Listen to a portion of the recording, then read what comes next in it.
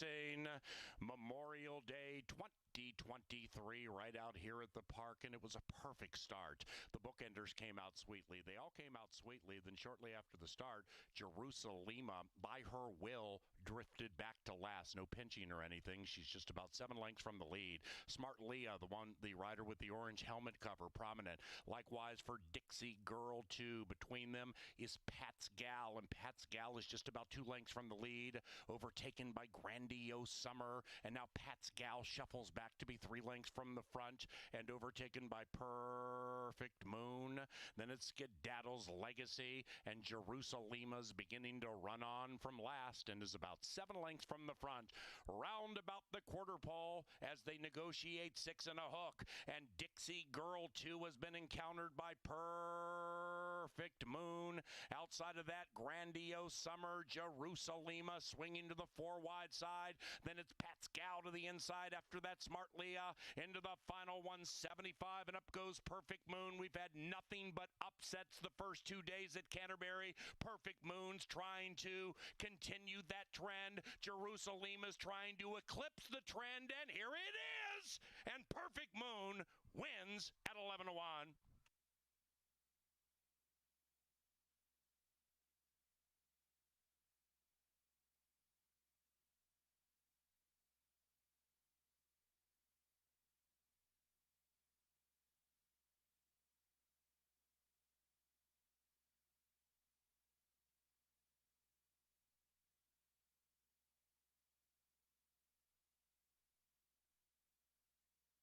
Sets continue. And they're racing. Sail in the Sunset stumbled a bit shortly after the start, but recovered beautifully. Chive Up shows really good speed from the aforementioned slow starter. Then we come to Atlantic Princess. Outside of that, Betty's Bar. Meanwhile, Chive Up runs away by 4. After that, Atlantic Princess is a length and a half clear from Peppermint Sister. Lyrical is outside of that one, advancing a tad, about 9 out of it. And in last is Brahms Who. Brahms Who is last 13 lengths behind Chive Up, and all signals are pointing up for Chive Up right now, leading by 5 as the lonely leader in race 2. And it's Chive Up from Sail in the Sunset, 4 lengths clear from Atlantic Princess. Not today for Lyrical, and they head for home, and the one to catch and the one to beat is Chive Up, shifting left and right, clearly tired but doing so with a 5-length lead. Sail in the Sunset still second. Lyrical closing. The gray is Betty's Bar as Chive Up begs for the finish line. Chive Up took them gate to wire, winning it by 2.5. Voted for second.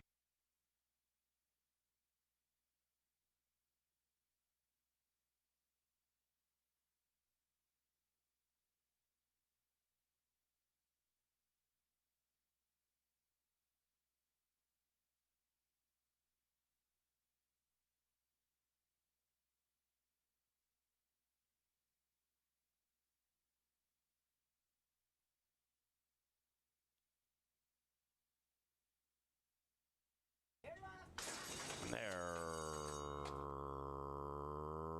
racing. Derby Glass is riding Red's Mr. Z for speed, but that one is not responding despite braking beautifully, and back to selling. Grabs the lead with one lap to go.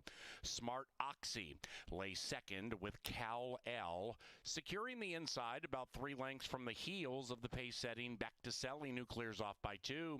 2.5, 3 lengths behind that is Trip Wildcat, 7 from the front. Early pace, kind of hot. After that, Angel of Attack debuts about 9, 10 lengths from the front, and overtaken by Found Jordan and joined by Red's Mr. Z. Up the barn side they travel. Race 3, Memorial Day CBY, and back to selling, cutting all the fractions. Half mile to go. Back to selling, tightly held, 4-length lead. In second, Smart Oxy by 2.5, make it 3. Cal L shoved on by Lindy Wade, advancing a tad but ridden hard. Found Jordan advances outside of that one, still chasing. Back to selling, who leads it by now 2.5. Then we come back to Trip Wildcat, far out of it, not as far as first or Angel of Attack. And in last is Red's Mr. Z, and they're coming home now. It is back to selling, keeping those red and blue blinkers in front. Outside of that, Smart Oxy. Behind them is Cal L. That one's to the inside of Fallon Jordan. Back to selling, coming back to the pack, but now re-breaks and still leads by a neck. Challenged by Smart Oxy, who's all over that one, and Smart Oxy at 11 to 1 in smart fashion.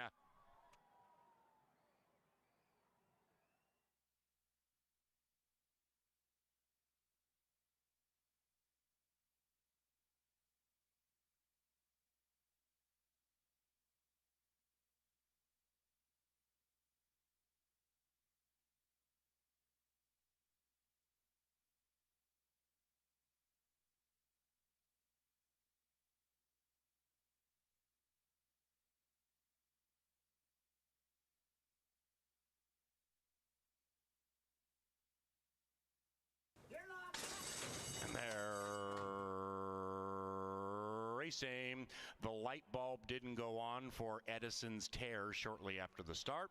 Now rallies to be second last. Meanwhile, the others kick on, and we have three astern with a half mile to go, and they skirmish for the early lead. Bailout Keela between them by an inch. Spoiled Brat to the inside, and Tatum's Journey outside of those two. Tracking coyly is Gloriously Wicked, about 4 lengths from the front, being niggled at to keep up. Then we come to Bellfire, and Bellfire's 2.5 lengths clear from Carrots Count to the outside of the bookender, Edison's Tear, and way back in last is OD's and Baby, and they head for home, chasing Spoiled Brat maybe by an inch. Bailout Keela right there. Gloriously Wicked is to the inside of Tatum's Journey, and they are far clear from Edison's Tear, yet to pose for the movie camera. Up goes Bailout Keela. Today's the day. It is Bailout Keela.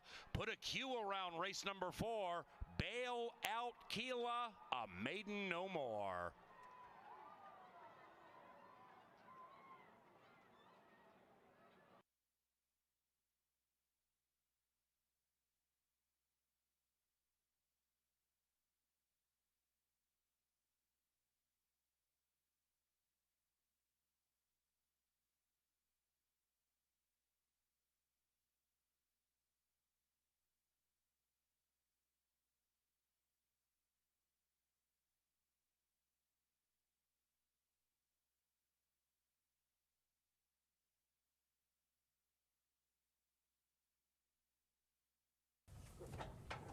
Eight in the gate. And they're racing.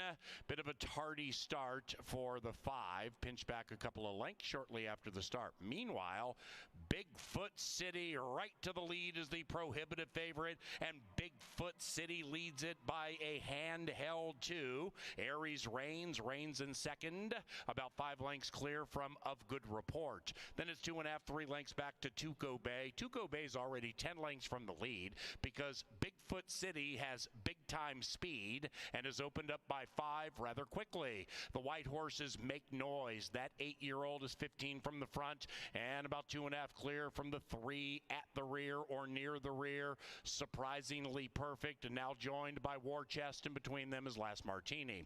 Up the barn side they go, and they're chasing Bigfoot. Bigfoot City leads it by 4. Aries Reigns lays second, 7 lengths clear from Of Good Report to the inside of the veteran Minnesotan Tuco Bay. That 8-year-old's on the move, 7 out of it. 5.5 clear from Make Noise. After that, War Chest beginning to ramble on. Surprisingly Perfect, second last and at the tail. Last Martini would have to do a lot to leave them punch drunk. Around about the quarter pole, Bigfoot City still clear. Bigfoot City went quickly through the first half and now needs to dig deep and hold off some challengers. Outside, Aries Reigns. Far outside, Tuco Bay, the Minnesotan, is firing, and between them is Of Good Report. Bigfoot City, super game. Tuco Bay hanging around. Bigfoot City, tenacious, wire to wire.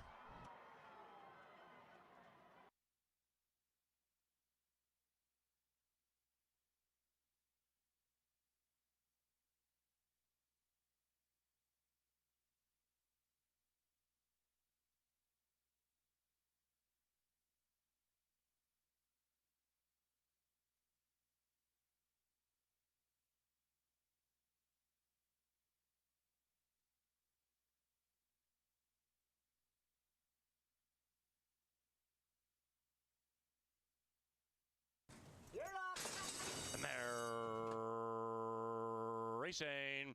Fast start for Cupid's Crush, likewise for Savona. And Savona and LAV, Luis Valenzuela, they take the lead to the inside of the favored filly, Cupid's Crush. Tracking coyly is Lover Girl, and she strides out off the layoff to be 2 from the front, about 4 clear from Kira Fever, and Gypsy Reward can see them all. Into the far turn they go. Cupid's Crush to the outside of Savona. Lover Girl now ranging into the far turn, being pushed on a bit though, 2 lengths from the lead, and still about 5 clear from Kira Fever. Gypsy Melody running on from behind, but 8 out of it. Up goes Cupid's Crush. Cupid's Crush with a burst puts 2 on Lover Girl as the pace-setting Savona does the moonwalk.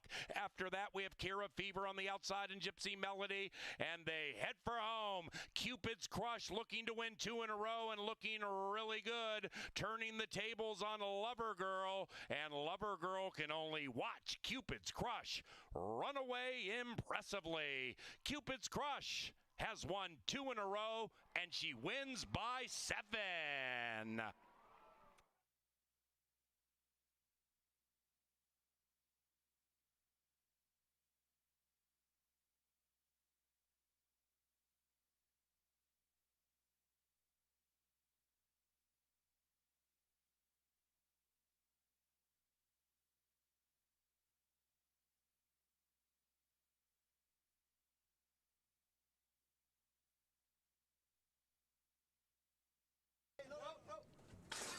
And they're racing. Medalla Match pops good from the 2 spot, likewise for Scent of Success, and outside of them Latin Nikina, and nearly 3 in a line with 1 lap to go. La Castiglione looking to win 2 in a row, a bit rank, 3 lengths from the front next to the rail, and to the inside of Midnight Current. Midnight Current just checked right off the heels of Scent of Success and drifted out a bit wide. After that is the stablemate to the 2022 Horse of the Year, Let's Skedaddle, and that one's to the inside of Bobo Girl. After all that, they're covered by 8. Medalla Match finds the front. Medalla Match and Lindy Wade 1. Scent of Success prowls behind them. Latin Nikita to the outside of La Castiglione, who has settled down 5 from the front. 2.5 behind that, the Burnt Runners. Midnight Current looking to win 7 in a row, joined by Let's Skedaddle to the inside, and Bobo Girl is 7 out of it. Medalla Match has rationed it rather nicely, leading it still by 1. Scent of Success niggled at. After that, it is Latin Nikita, 5 out of it. Medalla Match cuts and opens up 1.5. After that, we have Let's Skedaddle beginning to skedaddle on the inside. Midnight Current off the layoff, unwinding from behind, and they head for home. Scent of Success attempting to tackle Medalla Match. Behind them, Let's Skedaddle, then Midnight Current. Scent of Success, Medalla Match, Let's Skedaddle, Midnight Current taking off on the outside. Scent of Success, Medalla Match, Let's Skedaddle. Here's the spine tingler, Let's Skedaddle at 7:01.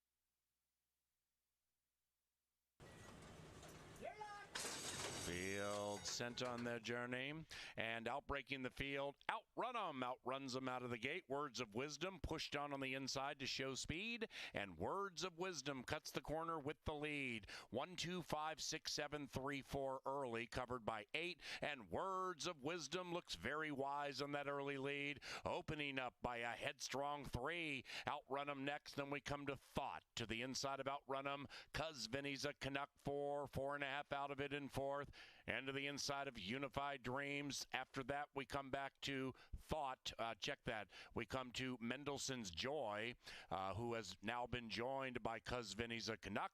Way back in last is Ghost Stalker. Up the barn side they go, 4.5 to travel, and number 1 is number 1 in race 8. Words of Wisdom on a lonely lead. After that, we have Thought to the inside of Outrun 'em. Unified Dreams, 5 out of it, 1.5 clear from Cuz Vinny's a Canuck, joined by Mendelssohn's Joy and Ghost Stalker, still far, far out of it. And up top, Words of Wisdom continues to cruise along with the lead. Around about the quarter pole, Words of Wisdom leads it from Thought. Outside of that, Outrun 'em. Far aside is Unified Dreams. Cuz Vinny's a Canuck sneaking through to the inside. And here they come, charging down the Canterbury Park stretch. Words of Wisdom, inside Thought, outside Unified Dreams. Cuz Vinny's a Canuck about 2.5 lengths from the lead. That's it for that one. 3 and 7 to the line together. Unified Dreams and Thought. Unified Dreams and Thought in a tight photo.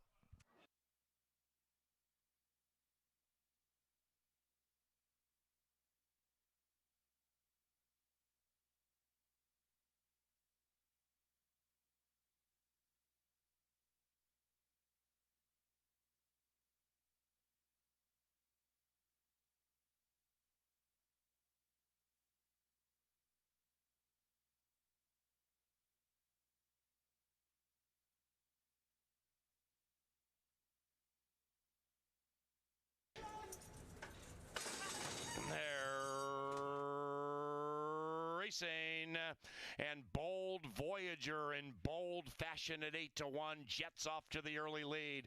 Coffee Caliente is next to the inside of Mr. Muldoon as they corner for the first time. The pace is kind of hot but slowing down, and said trio is about 2-3 lengths clear from Extreme Mayhem wide around the turn. Number 1 Line to Gain just checked badly, and in fact is dropping back near last, overtaken by Whiskey Plank, who's on the move as they head up the barn side. After that, Coastal Waters and Board Certified beginning to move up in the new colors, and the field is covered by 10. They have 3.5 to go, and they're chasing the speedy Bold Voyager. Coffee Caliente right there. After that, Whiskey Plank sequestered to the inside of Mr. Muldoon. Outside of that, Board Certified circumnavigating but on the move. Inside the Irish Modern Science to the inside of Extreme Mayhem. After that, it's Coastal Waters and Line to Gain far out of it in last. Bold Voyager desperately holding on. It is Bold Voyager from Coffee Caliente.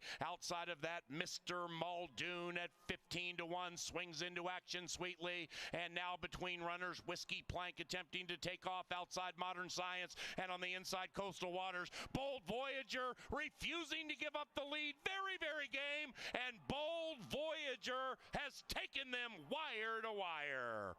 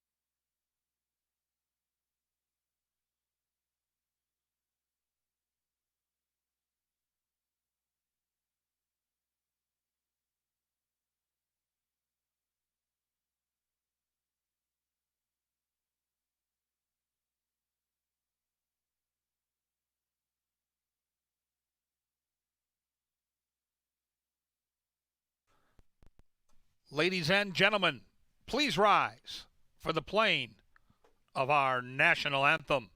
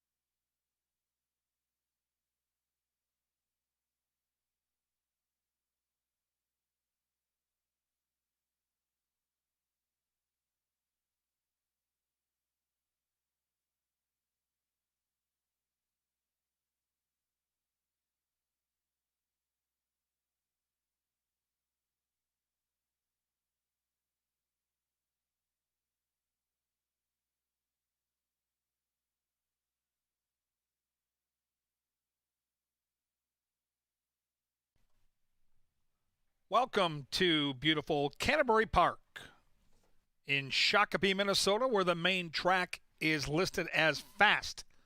And the turf?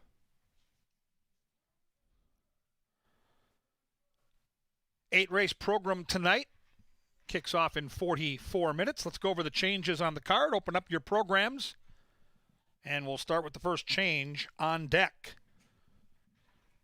Opening change is a jockey change in race 1.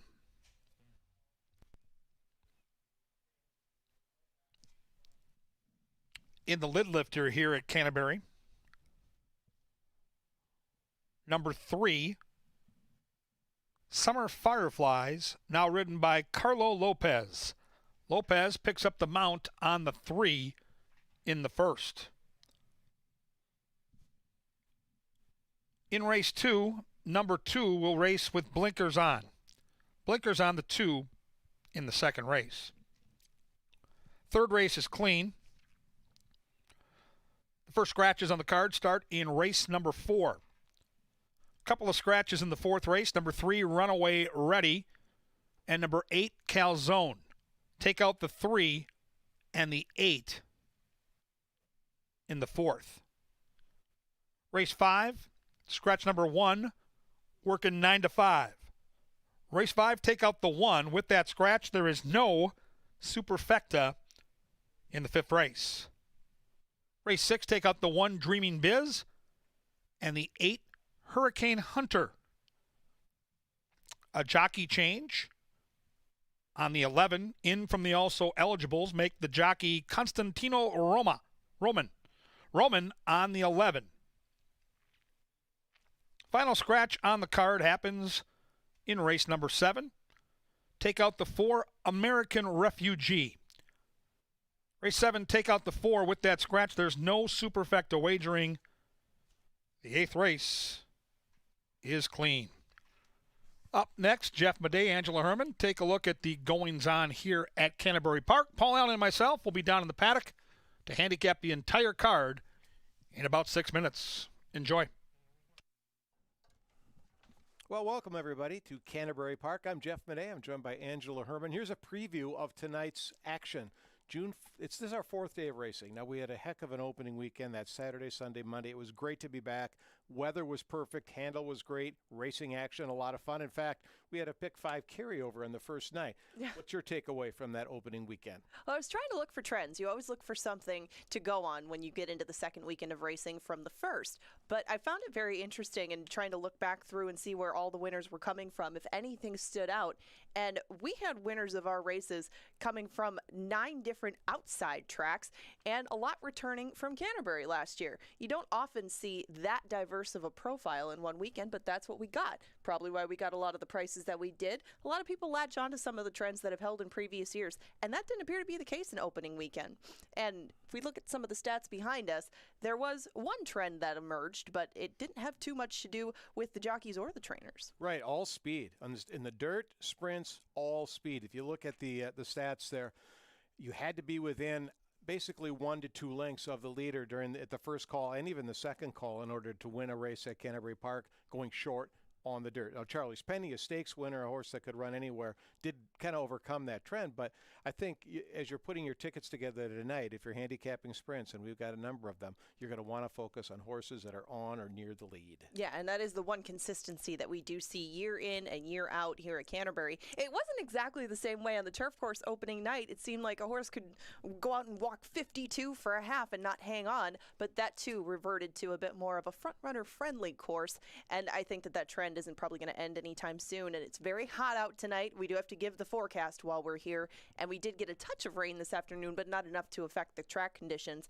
But if we look further back into opening weekend, we're going to take a look at some trainer and some jockey standings that unfolded from there, because especially when it comes to the jockey standings, there's one unusual facet to them.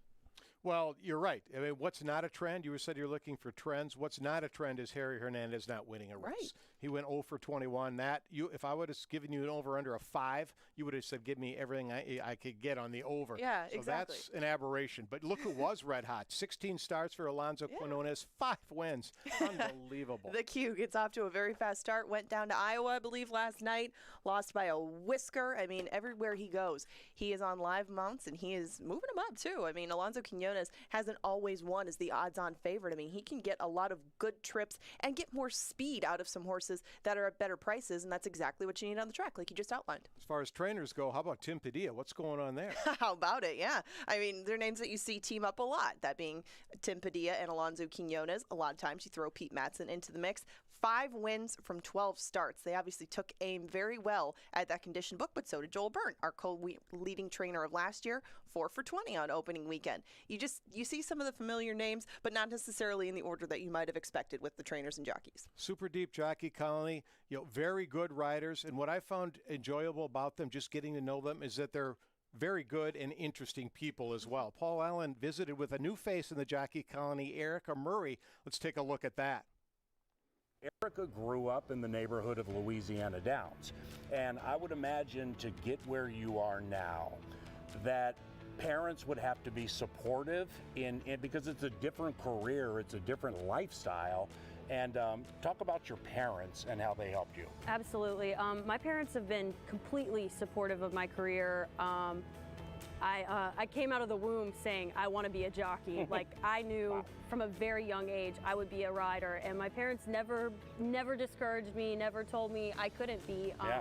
And they didn't grow up around the racetrack. They didn't know anything about the racetrack, and they did absolutely everything to support me in this career, and they've been just instrumental in my career. Erica won her first race that she ever rode 8 years ago, the month of May 2023, at Louisiana Downs, so in her hometown.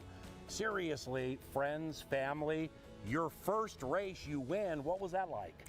It was unbelievable. It was, I actually had a moment when I crossed the wire, I thought something had gone wrong, or like, I mean, it was a dream. It really was. Wow. I think I didn't eat for 3 days after that. Well, I that's was good for a jockey. Crying. Yeah, exactly. I mean, it was just it's like it was an unreal moment. The very first step I took off the horse, there was trainers putting ice buckets on me. There was valets getting me, jockeys. Everybody I feel like got me with either the hose, bucket of ice water, some eggs. Yeah, you flowers. got fans picking up half-eaten hot dogs, saying, right. I want to be part of it. Exactly. This is fun. Yeah. Before we say goodbye, my sources tell me that you are in love with karaoke. Yes, but is that true? I do have a second love that I have to rep.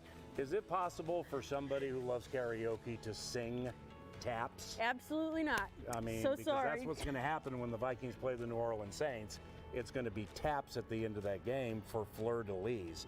Saints affiliation aside, welcome to Minnesota. Thank you so much. We're going to get rid of that, and next time maybe you can sing a karaoke song for us, okay? Maybe not. Appreciate you. Thank you. Erica Murray, welcome to Canterbury. Half-eaten hot dogs aside, we've got a lot of wagering opportunities on tonight's card. We thank Erica for her time and welcome her to Canterbury. Wish her a lot of success this 2023 season, but we wish a lot of success in our 10% takeout wagers. One of them is going to start in a little over a half an hour with the post-time pick 4, but if you can't tune in right away or you're not into that, we got the late pick 5. That's 10% takeout too. And starting on Wednesday, we have a new wager, a turf pick 3 with a 14% takeout, $1 minimum. That all turf pick 3 again starts on Wednesday. You can get capping now. We draw early. We try to get everything out into the open so that you can have the time that you need and make all the money that you can here at Canterbury Park. That's a look from up above. Let's go down to the paddock now and visit with Kevin Gorg and Paul Allen. They'll take you through our card. Best of luck.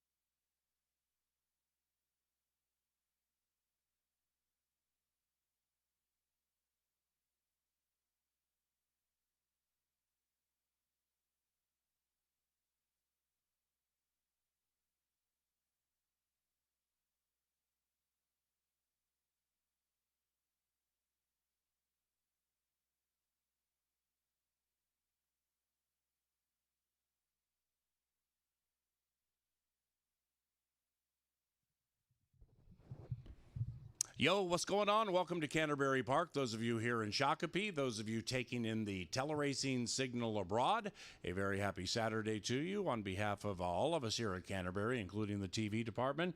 That is Kevin Gorg, and I'm Paul Allen. Angela Herman makes up the third side of the third point of the STEAM team, and we're going to be touting all night from Kevin Gorg's power play, 10% takeout pick 4 beginning 30 minutes from now all the way through to the chaser and race number 8. That's what we do. We are here to serve you, hopefully with a lot of winners today. Good evening, or good afternoon, that is. And what do you think of the card? Good afternoon, PA. Well, I think there's some excitement. You know, we've got some cool shippers from California later in the card. The Vermilion horse in race 7 is intriguing, and as always, our turf racing is where my attention lands on these cards. And super excited about what Angela just talked about with these Wednesday cards having this $1 minimum pick 3, with all 3 being turf races. Can't wait to see how that unfolds in a couple of nights. And this card tonight, I think early you can get some prices. I think late it gets a little chalky. But no, I think there's some very, very competitive races. So sit back, relax, take in the touts. Hopefully you make some money with the suggestions from any member of the STEAM team, or perhaps Dave's fave, Super Stats Dave, selling the green sheet over there by the gift shop. And, of course, Jay the Litza with the Star Tribune releases. You can follow those, too, and hopefully we make some money this evening. Like Angela said, Kevin just dovetailed off of it.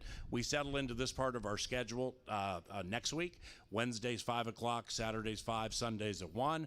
And then we go to Thursdays. We'll have some Thursdays in the mix. Second half of the card. Now, with this Wednesday card, you know, that's going to be the first weekday night crack for the outstaters, the James O's of the world with the lead edge, to really sit back, chill out, and like hone in on what we do, because a lot of competition.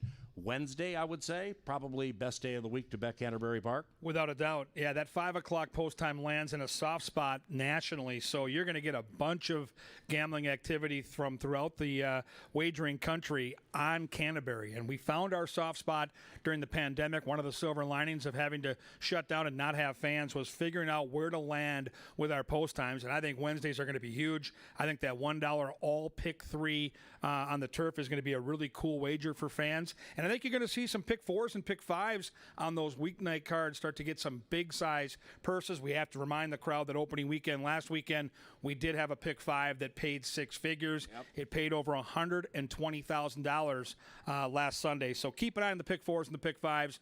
With that 10% takeout, we're getting some huge pools to play into. Now, with the first race on a fast main track, the turf is firm. People, the turf course is firm. We have a rider change. Number 3, Summer Fireflies, is ridden by Carlo Lopez. A 6-pack to begin that 10% pick 4, races 1 through 4. I might be the only one in the world not having number 6, Harlow's Harmony.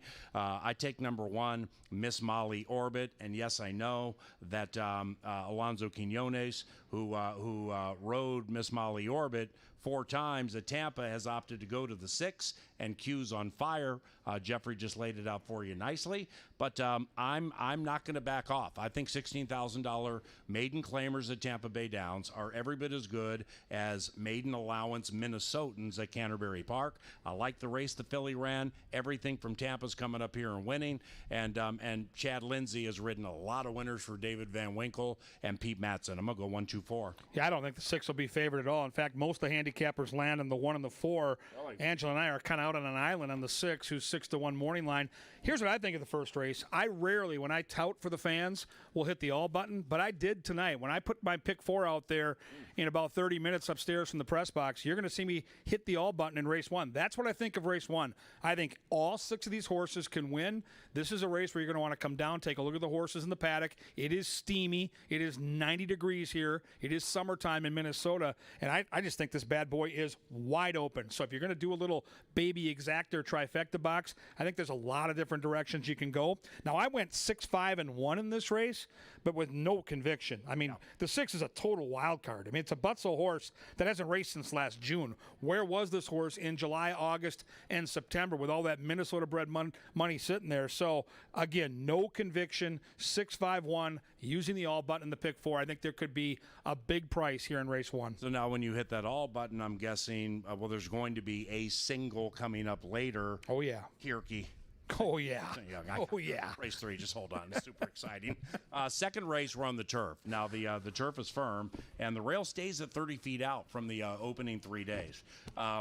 We saw through the first X amount of turf races, days 1 and 2, we saw horses winning from well off the pace, close to the lead, not necessarily on the lead.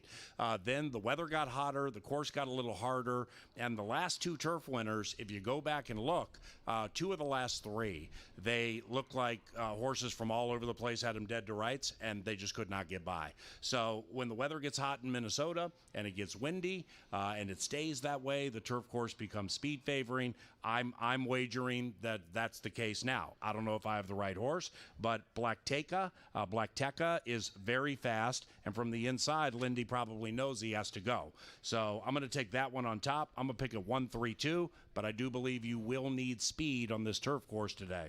I nearly picked the longest shot in the morning line odds in race 2, and Johnny the Mouse Mickelson down here taking notes, and he should be, because Kelsey Haar is on a very live horse in race 2. Number 7, Riding the Train. If you're going to put together trifectas or superfectas, do not leave the 7 horse off your tickets. What got me off the horse is the overall record of 2 for 40. That just reeks of a horse that's a little camera shy, but this horse can hit the ticket at a big number. The 7 is a very sneaky long shot. I like the 3. Well, hold on. With the 7, quickly, you go back to Canterbury last year. There's a $16,000 claimer that's every bit as good as this race. Photo. And from the 1 spot, okay, Israel had. I mean, if you don't jet from the 1 spot in a 5H race, it could be a lot of trouble. And all this horse did on the turf was go 21-1, 43-3. So that speed is there. Holy cow, what a nice find. Sneaky long shot. I'm gonna fall into the 3, though. I like Smooth Cat. I trust Cody Rosine to find this horse into a turf spot, in from Oaklawn Park, all kinds of turf bloodlines here. And I think a horse that's really well spotted that can sit just behind the pace. I think the pace is going to be hot. Yep. 1's got speed. 5's got speed. You just mentioned the 7 has some early alacrity. So I go 3, 7, and 4. I respect the 1, but the key to the whole race for me is getting Mouse's horse with Kelsey Haar, that 7 horse in the trifecta at a number, then Mouse and I are going to cash for size. Kelsey can sweep the double. She absolutely can. The Shannon Yuski, Laura Painter stuff to the side. She can sweep the double. Kelsey's live in this double, and I think it'll pay decently. 3rd race, no scratches, no rider changes, short on numbers, long on talent. One of Kevin Gorg's very favorite horses. Yes. Is, number 5, Kierkegaard. For This Is an Animal, the last couple of years up in the press box. We don't call him Kierkegaard. We don't call him number 5. Kevin just refers to him as Kierke. Oh, Kierke's running. I mean, he goes back to the barn and feeds the horse carrots. You just love Kierke. Well, you can call him a cash machine, too, because he's raced here 12 times. And, oh, by the way, he's been in the exact 10 of the 12 times. He always fires, comes in off a really nice win at Lone Star. I went back and watched that race. That was a gritty win. That was a horse that knows how to find the wire. This 6-year-old's made $200,000 the hard way. Claiming races, optional allowance races, always puts his heart on the line. I'm not going against my horse. Kierke wins. I go 5, 2, and 3, and he will be a pick 4 single. Yeah, pick 4 single. Gray Magician, trained by Jose Silva Jr. Be wary of that one. Jose, 21% on the year. Always does well at Canterbury. And Reckoning Day with Harry. Harry Hernandez looking for his first victory at Canterbury this year. He was our leading rider last year. This one is looking to win 4 in a row. You know, Reckoning Day is incredibly fast, too. So Kierke's in for a battle. He's got to earn it tonight. Got to earn it tonight. This 4 Lynchtown, this must be one of the this is a super sound 5-year-old. Raced 9 times last year, 7 times this year. Doesn't get much of a break, but through those 16 has found a way to make almost $30,000. I'm talking about bottom part of the exacta. I'm going to take it to 5, 3, and 2. Now, race number 4, again, it's hot. The weather's hot, or we're getting no rain, and I believe that you absolutely have the need for speed on the Canterbury Turf Course. In this one, we scratch numbers 3 and 8. Scratch numbers 3 and 8. Bob's all in. Gets into the fray from the aggressive outside barrier. What do you like? Well, I think the horse that beats the 9. I think it's pretty obvious. Stagecoach Boys is special. He's a big closer. Joel Burnt, Constantino Roman. Lots to like there. First time off the layoff, needing to run from 6, 8, 10 lengths back, I'm going to try to beat the horse. I think the horse goes favored. I'm going to try the 7, Devoted to You. You mentioned you want speed on the turf. I think this horse is the speed of the speed. I like the emphatic win in early April by open lengths, and I like the fact that they rested that horse, came to Canterbury, had a couple of sharp works. They get the Bug Boy signed on, who was on this horse last time out and is the controlling speed. I have the race 7, 9, and 4. I think the 4, who you're going to talk about, if you're going to give me that horse at around 6 or 7 to 1 with Gallardo, I'll pay attention. Yeah, I'm doing that. I'm betting to win on number 4, not much, but I need 5 to 1 or above. And it's trained by Mac Robertson. The public bets Mac, so I don't know if I'll get that price. But this one hasn't run since right around Thanksgiving of 2021, or actually closer to Halloween of 2021. That's a problem because obviously there was a problem. But coming off the layoff, the fact that Mac has this horse on a series of works, fitness is going to be a question, but Mac does not put this horse in this spot if he doesn't feel the 7-year-old belongs. Eduardo Gallardo, yeah, he pops out of the gate. He rides for speed, and this horse has speed on a course that I believe is speed favoring. So I'm going to take a stab in a race that I think is kind of wide open. Devoted to You, super fast. I've seen that horse stop a million times, but I've also seen it hit the board a bunch of times too. And, Bandit Point has made a lot of money. Aww. And Bandit Point, Bandy, as Mouse calls the 8-year-old, this Archie, he's a little off his game right now. But if you can close on this course and they get goofy up there on the early lead, Bandit Point's going to win this race because his stretch punch can be formidable, but he's gone a little off form. So I'm gonna take it 4, 9, and 1. All right, to the 5th race now, and this one begins our second of 2 pick 4s. No Bandy, no Kierke, and also no 1 working 9 to 5. No superfecta wagering in race number 5. Who do you like? I think there's going to be a great battle before the race for favoritism between the 2 Lila's Lucky Lady and the 3 Clubhouse Saint. And I think there's going to be even a better battle on the racetrack because I think these 2 horses end up separating themselves.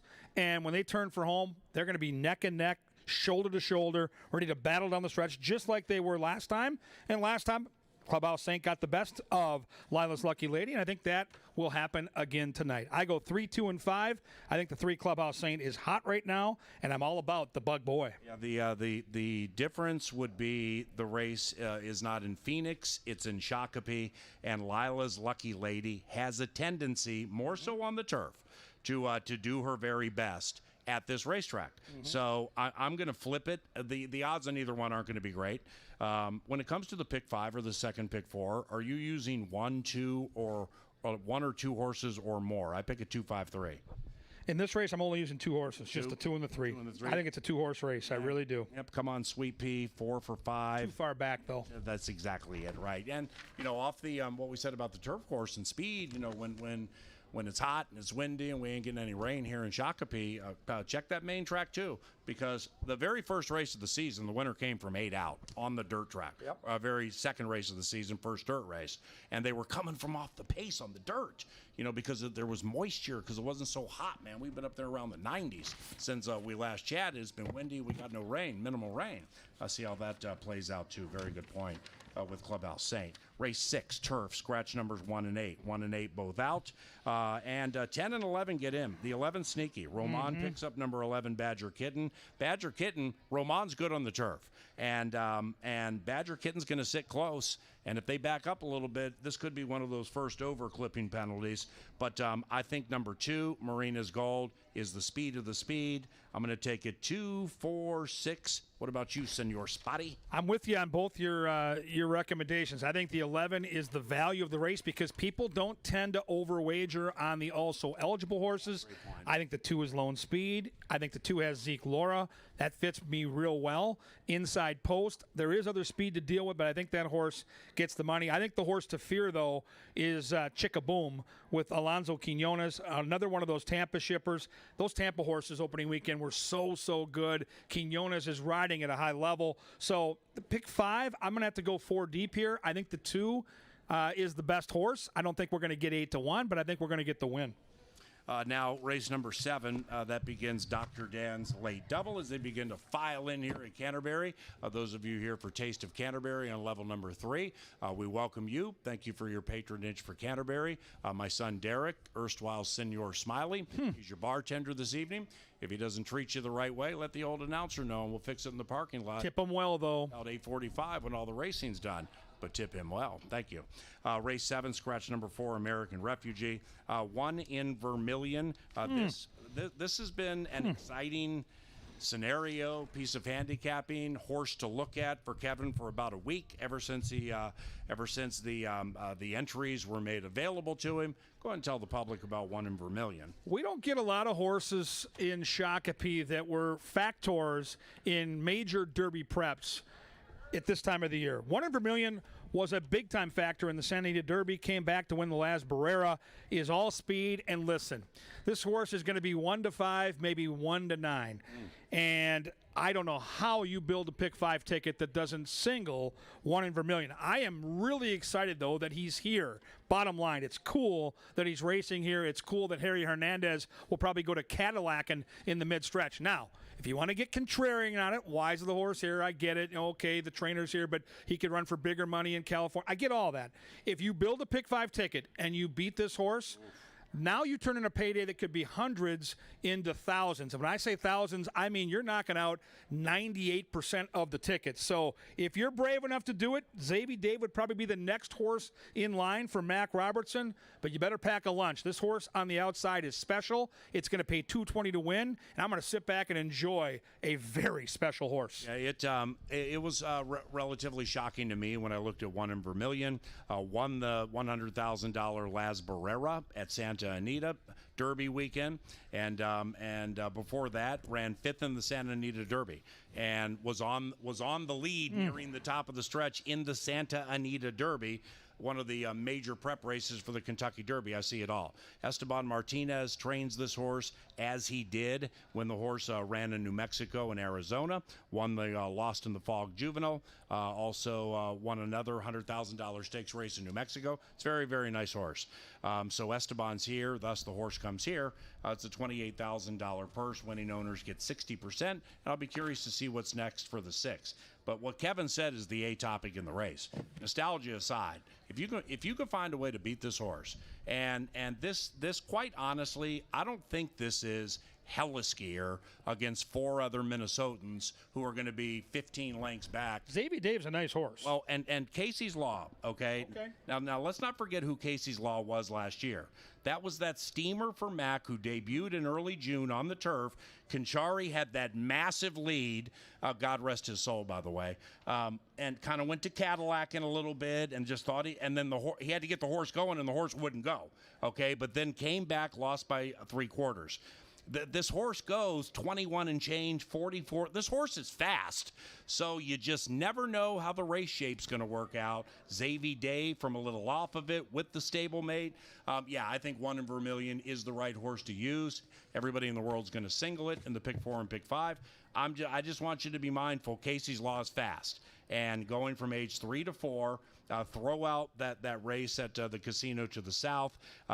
Good main track. I have no idea what happened, but it was antithetical to the way the horse runs. I'm just bullish on this one horse for the exacta or the outside chance to beat that 1 in Vermilion. 6-1-4 for me. Race number 8 closes festivities. We're on the main track. And this is a nice race. We have a purse at about $30,000. Deflators made a bunch of money for Bob Klein and Kelsey. Central Park has won some cool races. Minister of Soul. That horse won a stakes race here a couple of years ago. This is a really cool race. Fun race. Got some really cool horses in here. Look at Minister of Soul. 16 wins from 54 starts. If you look at the on the ticket numbers, 35 out of 54 in the top 3. Loves Canterbury, outside attack post, in good form, rested for a month. Yeah, everything points to Harry Hernandez sweeping the late double. I've got Harry on multiple wins today. Minister of Soul, slight lean. You mentioned Central Park, really nice horse. 10 wins from 25 starts. If you're alive in the pick 5, you're going to want to spread a little bit here just to give yourself a chance, because these horses kind of take turns beating up on each other. They're going to run against each other a handful of times this summer, and they're so good and they're so game that the trip will really matter. So, yes, I like the 5, but I go 5-3-6 in lukewarm fashion. And Deflator on the inside. I didn't take that horse to win. I picked it 5-1-6. Well, Deflator has early speed, okay? Because I cashed on Deflator last year at Oaklawn Park and was very close to the lead. Mouse and I right in front of the Canterbury season, betting Kelsey in the blind. So nevertheless, I'm taking Minister of Soul. I think is the right horse to take. But this is a $35,000 optional claimer at Canterbury Park, second level type track in the cornfields. You add up the earnings for all 6 of these horses, like $1.1 million. So you got some veterans who know where the winner's circle is. I'm going to pick it 5-1-6. Thank you very much for coming out to Canterbury. We race tomorrow for Family Day at 1 o'clock. Then we're back at it on Wednesday. Check out our website, canterburypark.com, for the music schedule. Night Ranger performed here last night, and it was packed, energetic, very vibrant. We have Killer Queen, the Marshall Tucker Band, Smash Mouth, and some really cool bands from days gone by performing here at Canterbury Park. For those in our television department, those in the Dark Star press box, and for our management team and Kevin Gorg, I'm Paul Allen. Best of luck today.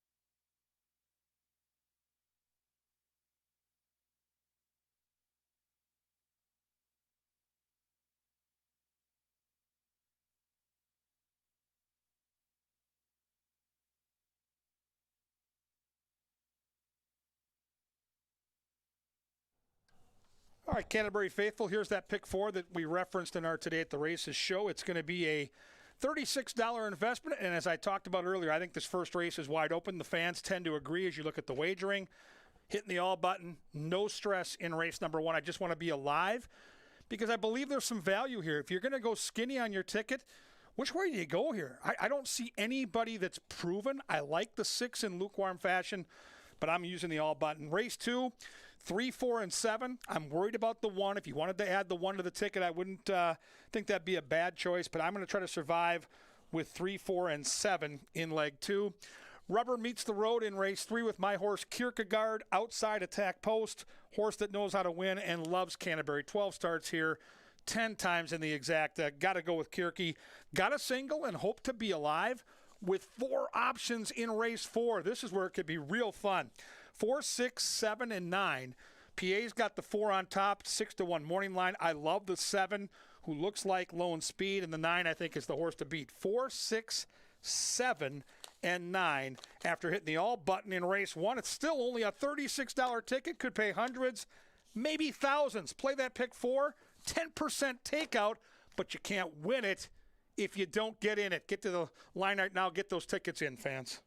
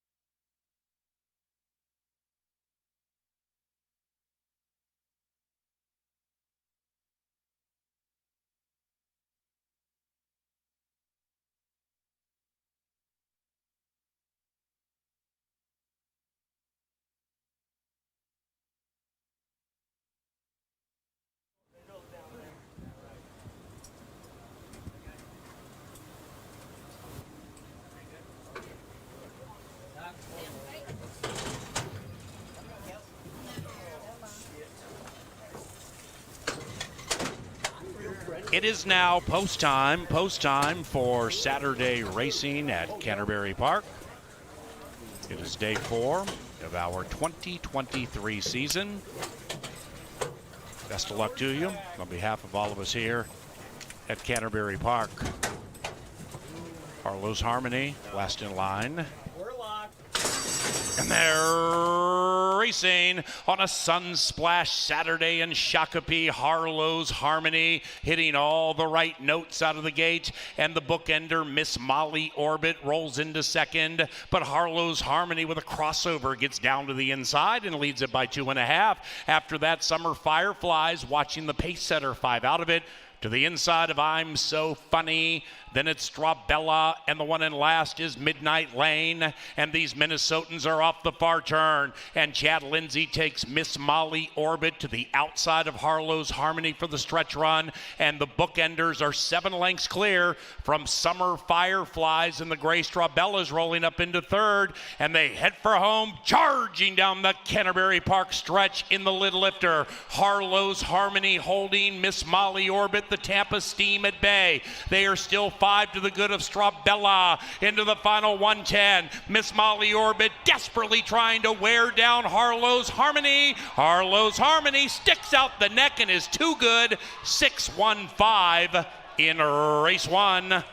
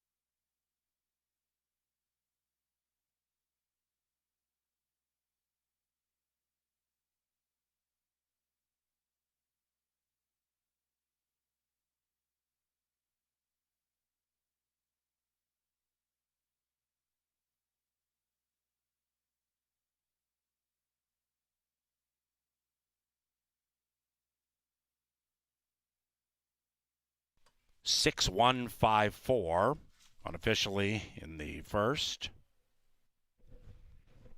Racing at Canterbury is provided by Continental Diamond and the Minnesota Lottery. Welcome to those of you here with Taste of Canterbury. The barbecue and bourbon event is sold out, but tickets remain for future Tastes of Canterbury. We thank some of our season-long sponsors. They include Kim Crawford Wines, Quick Trip, Loeffler, and Maker's Mark. And a special welcome to our featured groups this evening. We welcome those here with CHS Team Building, the Tanner G. Bachelor Party, Greg's 70th birthday party, Lem's 40th, and the Tom Cosgrove Lives in the Shade Classic. Welcome to Canterbury. The first is official. Harlow's Harmony, gate to wire, 7-2 for your money. Second race, 22 minutes from now. Firm turf course, inner rail, 30 feet out. No scratches, no rider changes. The first race was provided by Loeffler, the Upper Midwest's largest privately owned business technology and service provider.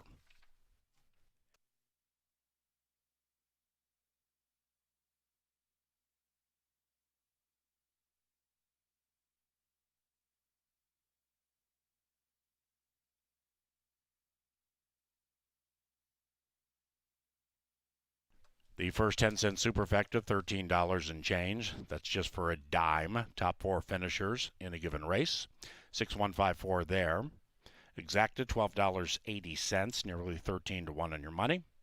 And the trifecta, small field, big try payoff, $31.80 for 50 cents. Courtesy of Appalatos, Ashley Home Store, Continental Diamond, and Jim Beam. The first into the charmed circle is Harlow's Harmony and Alonzo Quinones. The winning owners, Barry and Joni Butzo of Eden Prairie, and the winning trainer, Mike Beeler. Carlos Harmony is a 4-year-old bay filly by Midshipman from Some Sweetheart, bred in Minnesota, by Eric and Mary Von Segern.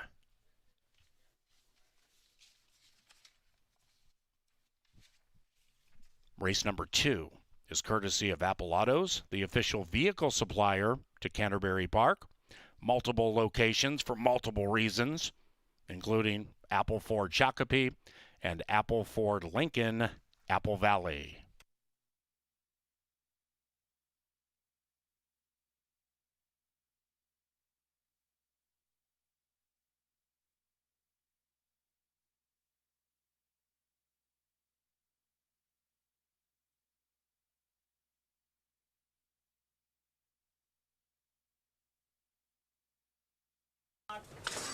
And they're racing on a Sunsplash Saturday in Shakopee. Harlow's Harmony hitting all the right notes out of the gate, and the bookender Miss Molly Orbit rolls into second, but Harlow's Harmony with a crossover gets down to the inside and leads it by 2.5.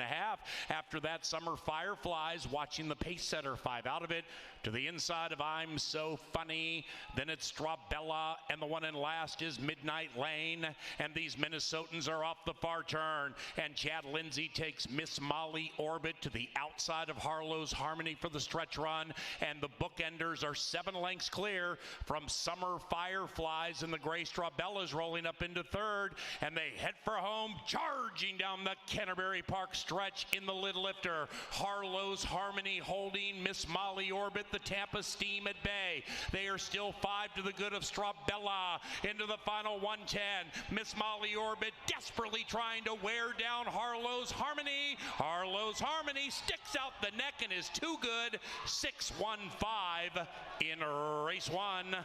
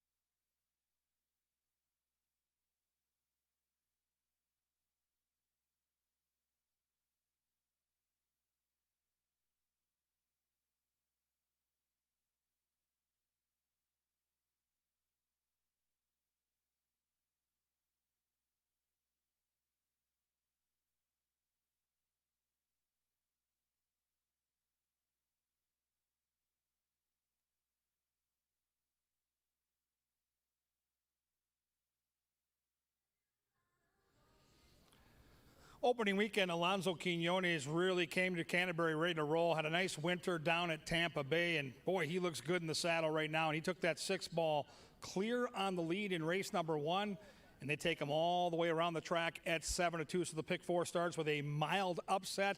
Another really wide open race here in race number 2. I got a good friend of mine whose name is Mark, and his nickname is the Moose.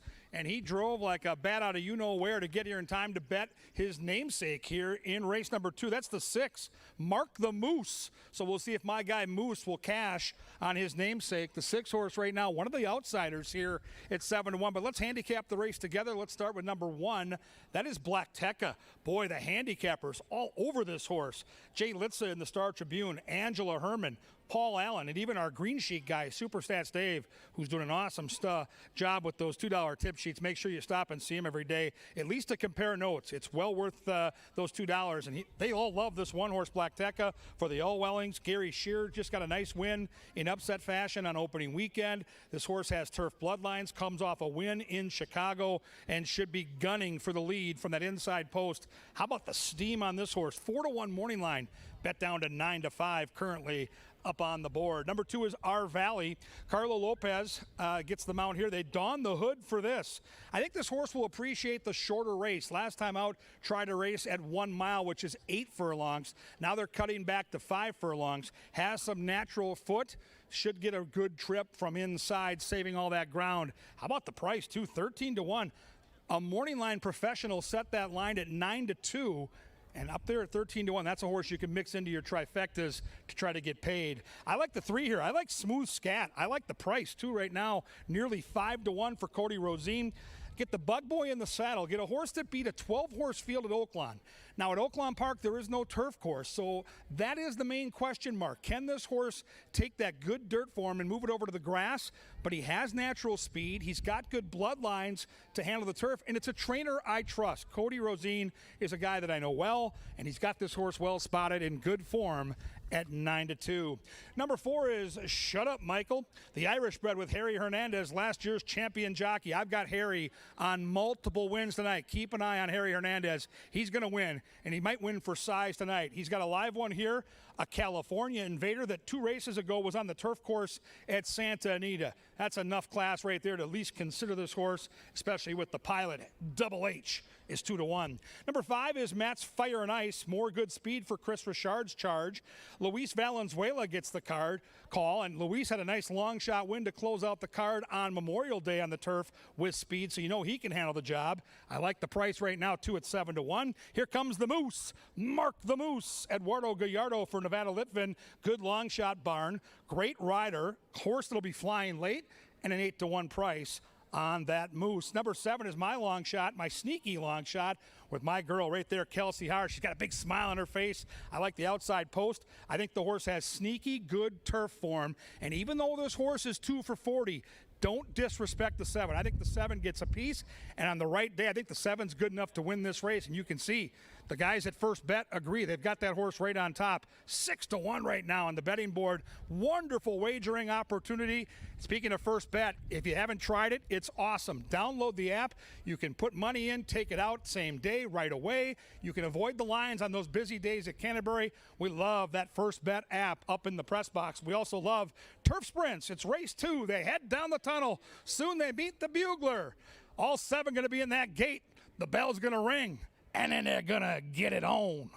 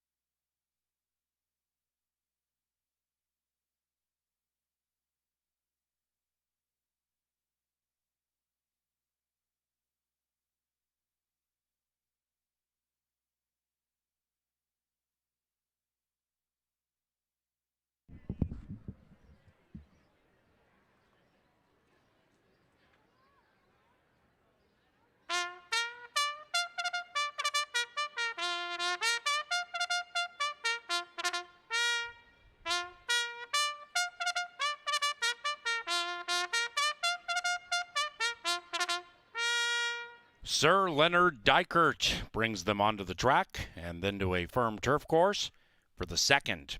No scratches. Ladies and gentlemen, Taste of Canterbury's Tacos and Tequila is Saturday, July 1st. Get tickets at canterburypark.com.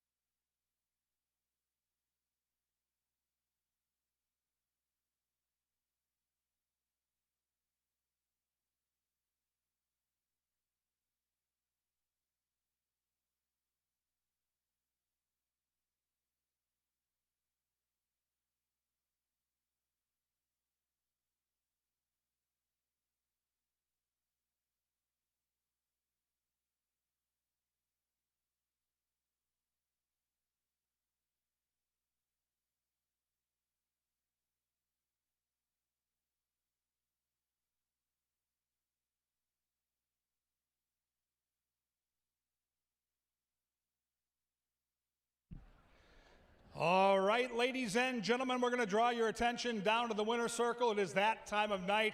We're going to play a little game, try to give away some Gucci tickets.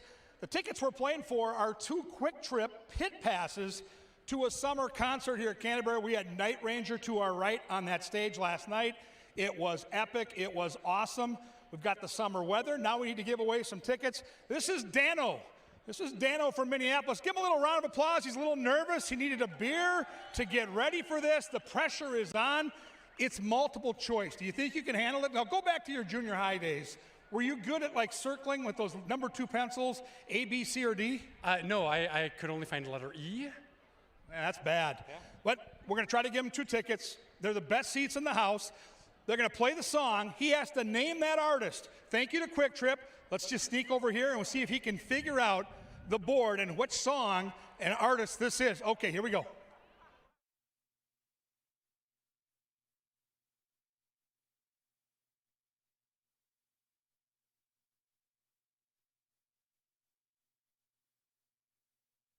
Now, let's just use our junior high elimination. We know from that tune that it's probably not going to be Night Ranger because they already played. Obviously. It didn't sound like Killer Queen to me. So now we're down to just 2. Do you like C, Randy Houser, or D, the Marshall Tucker Band? Let's ask the crowd, is it C or D? Now, they might be already done and too worried about betting the horses and might be wrong. But they sincerely think you should pick D. What does your instincts tell you? I was still going to go with A. Oh, no. Poor Dano. I mean, he just doesn't want to win. I need your final answer. Well, let's go with D, I guess, right? Let's find out. Is it D, Marshall Tucker Band? Yes! He wins. Bookham Dano has got 2 quick trip pit passes to the concert. Give him one more big round of applause and hope he bets better than he plays. Name that artist. Well done, Bookham.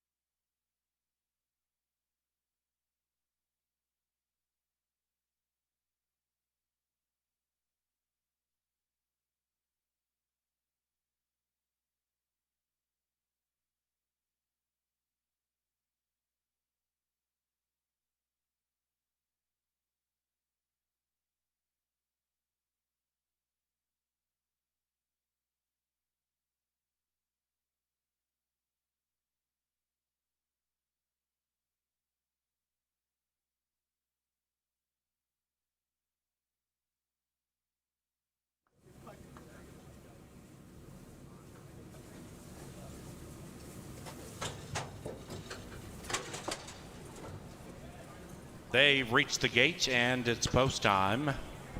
The second this Saturday at CBY. First turf race.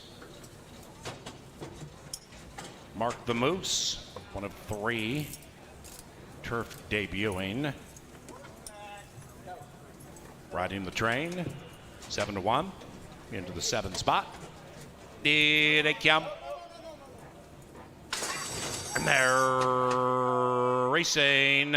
From the center, the Irish Shut Up Michael comes out loudly. Matt's Fire and Ice likes the early lead in his turf debut. And Black Tekka looking to win 2 in a row is 5 lengths out of it. And now Black Tekka has been overtaken by Our Valley with those shades rolling up into third.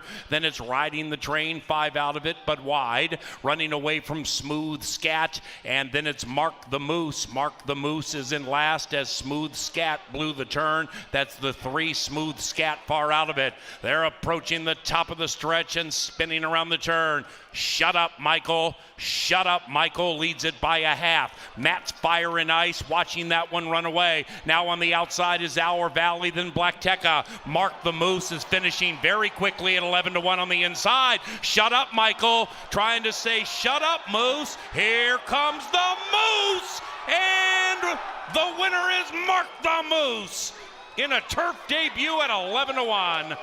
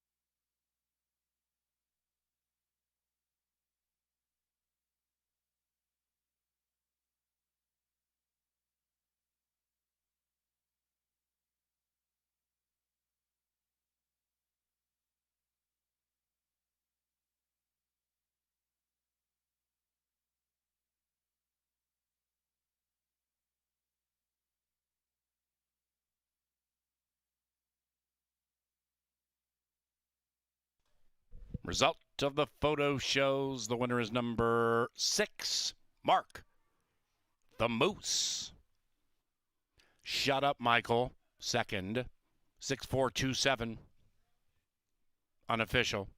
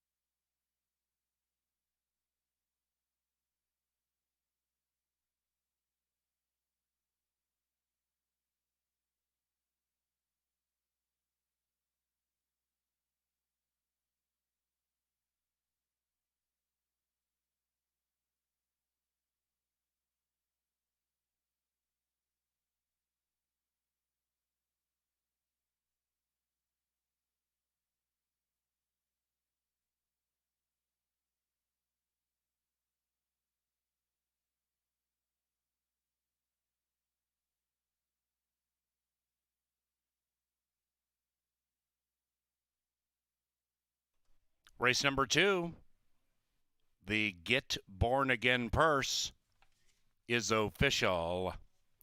Big trifecta, $118.75, favored in second. 10-cent superfecta, $140, 6427. 6427 for the old dime soup. It paid fat.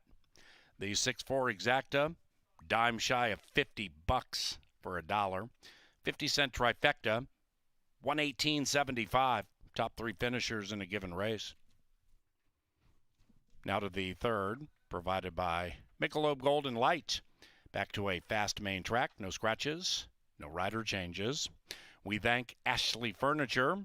Shop for your home at a place that feels like home. Ashley Furniture, Shakopee. Next Saturday, Seltzer Fest. More than 100 different seltzer offerings from local breweries and national brands. Plus, it is Belmont Stakes Day. That's next Saturday. Courtesy of the Minnesota Lottery. Seltzer Fest, CanterburyPark.com/events.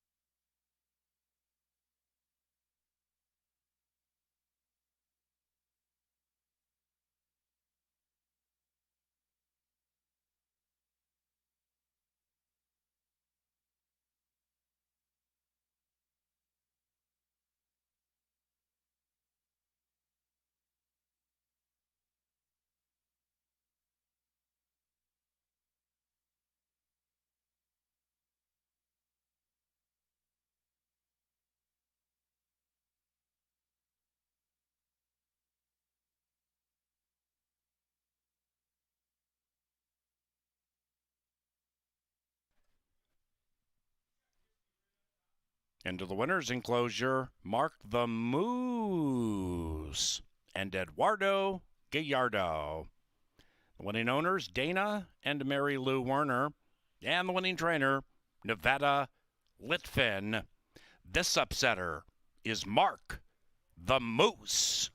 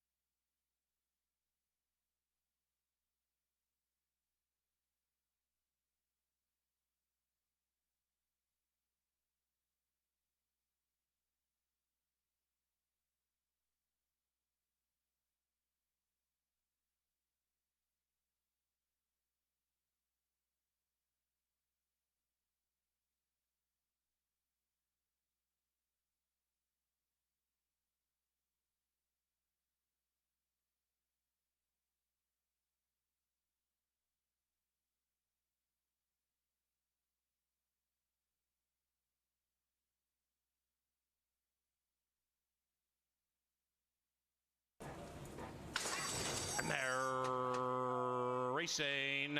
From the center, the Irish Shut Up Michael comes out loudly. Matt's Fire and Ice likes the early lead in his turf debut. And Black Tekka looking to win 2 in a row is 5 lengths out of it. And now Black Tekka has been overtaken by Our Valley with those shades rolling up into third. Then it's Riding the Train, 5 out of it, but wide. Running away from Smooth Scat. And then it's Mark the Moose. Mark the Moose is in last as Smooth Scat blew the turn. That's the 3, Smooth Scat far out of it. They're approaching the top of the stretch and spinning around the turn. Shut Up Michael. Shut Up Michael leads it by a half. Matt's Fire and Ice watching that one run away. Now on the outside is Our Valley, then Black Tekka. Mark the Moose is finishing very quickly at 11-1 on the inside. Shut Up Michael trying to say shut up Moose. Here comes the Moose, and the winner is Mark the Moose in a turf debut at 11-1.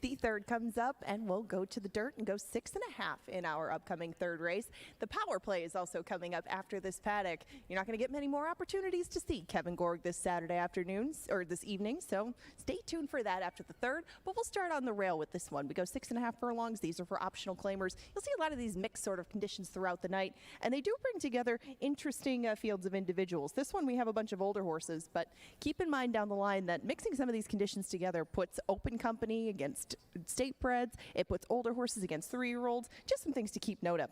The one, Dylan Rocks, hasn't run this year thus far. The last time that we saw him, he was doing this exact thing, though, down at Turf Paradise. Now, they put him in with the waiver tag, too. Not in for the tag. A very crafty spot in that respect. I was going to give Dylan Rocks this one, though. He doesn't have a whole bunch of speed, just by virtue of the smallish field. Not sure what Dylan Rocks is going to do as far as tactics go, and the rail draw doesn't really help him along with that. So wait another day, but right now you do get 7-1 if the rail is where you go. Reckoning Day is a horse that I used in second. Reckoning Day comes off 3 wins in a row, though. Those were down at Turf Paradise, ranging from $8,500 claimers all the way up to optional 20s and starters. Reckoning Day did that at 6.5 and 6 furlongs as well. Lots of things to like about him, and he does have a very versatile running style. That 6.5 furlong win that he got in March, wire to wire. The 2 since then, just off the pace. Harry Hernandez was aboard for 2 of those 3 wins. He's back in the saddle today. A lot of things to like, so you are seeing him take play, and right now he is 2-1. The 3 just to his outside, Gray Magician. Very little speed to speak of, but he might not be completely out of it. Gray Magician just manages to keep himself closer when he's going longer, but 6.5 furlongs seems to have been a good fit for him in a lot of his recent tries at it, especially. He's only missed the board once going this distance. I did take him third, though. Kind of the same points with Dylan Rocks on the inside. I didn't see an overabundance of pace, just that there's only 5 in here. Right now he is 5-2, but the field's long shot, or second long shot at 5-1, just to his right, is Lynchtown. Lynchtown is another member of the Gutierrez barn, just like the rail running Dylan Rocks, and Lynchtown is looking to get back on track, but he is getting back to a distance that he's won at before. Now, he did put in a decent second 2 back. He was at this relative level, and that was his first start for the barn, but Lynchtown does have some, I guess, ground to make up on Reckoning Day, and maybe he isn't quite as versatile as that one, so I give favor to the inside drawn of those 2. Kierkegaard, everybody's choice, and here's you'll see on the board, and your 8-5 favorite. Kierkegaard looks to pick up his 6th win in Try 13 at Canterbury. He too is a 6.5 furlong specialist, as you can see. The record speaks for itself. He's only missed the mark twice, going 6.5. He drew the outside. He loves this main track. He just has a lot going for him, including only 4 to beat. You have 9 minutes to bet the third. Remember, no supers in here as a result of a 5-horse field, but still plenty to choose from. Win, play, show, exactas, tries, doubles, and pick 3s. Now remember, some of the lines are long here to get food. You'll want to check out one of our newest locations here. That's Mai on mezzanine level. Check it out if you're in the mood for something a little bit different. They have great egg rolls, lots of different variety to pick from on their menu. And there's the board for the third. Your 3-2 favorite on the outside remains Kierkegaard. The power play is up next.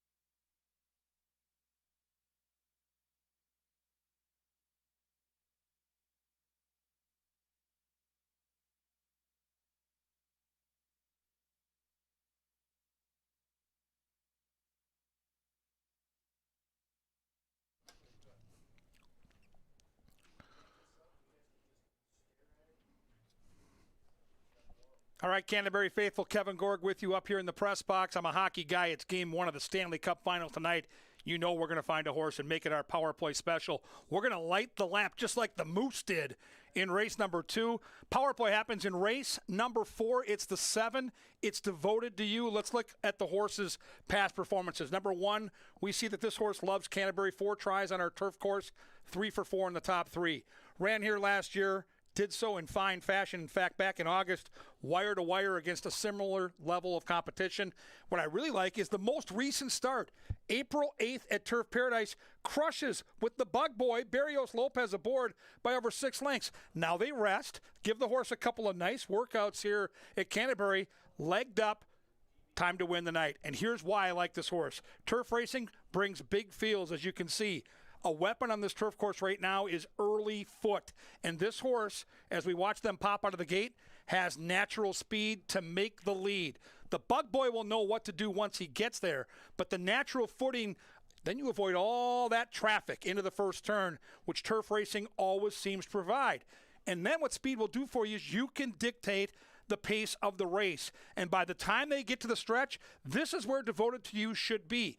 And what I want to see from a front runner when the challenges come, and they will come in the stretch on the turf, how does this horse respond? Here come the closers. Look at this horse digging in, showing some grit, almost enjoying the challenge of somebody trying to get by him and say, no, you don't. I'm getting to the wire first. That's what I want in a front runner. Proven record on this turf, early speed to make the lead, and grit to finish the deal. Let's light the lamp together in race number 4 with the 7, Devoted to You.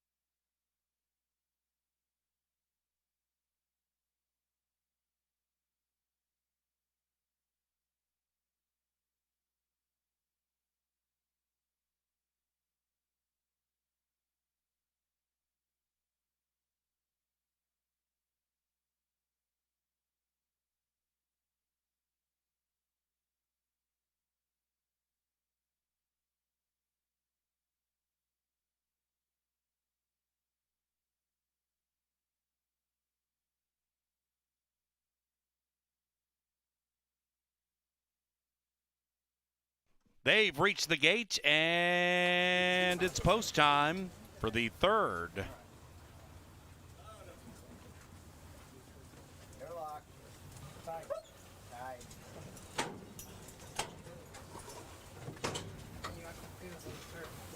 What? Oh shit. How many do you want? 2 clear and 1 black? No, like 1 black. Horse bag. Hey. One out. Kierkegaard, 8-5 favorite.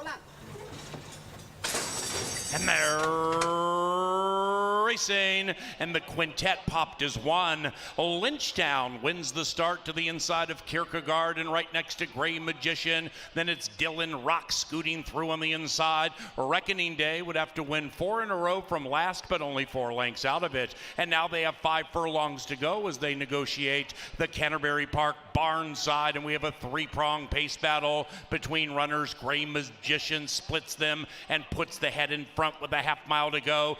Dylan Rock's being pushed on a bit by Laura on the inside to keep up. Then we come to Lynchtown. Reckoning Day just put Kierkegaard in last, but Kierkegaard is only 3 lengths from the lead, and they're off the far turn. 5 sardined by 4.5, and up goes Gray Magician. And Gray Magician at 8-5 wins the run to the quarter pole, and roundabout said quarter pole, they head for home, chasing the Magician. Outside of that, Reckoning Day is on his game. And then we come back to Dylan Rock's Kierkegaard, blue blinkers far outside, just put Lynchtown in last. They're coming into the final football field. Reckoning Day has taken the lead and run away from Gray Magician, and Reckoning Day has won 4 in a row.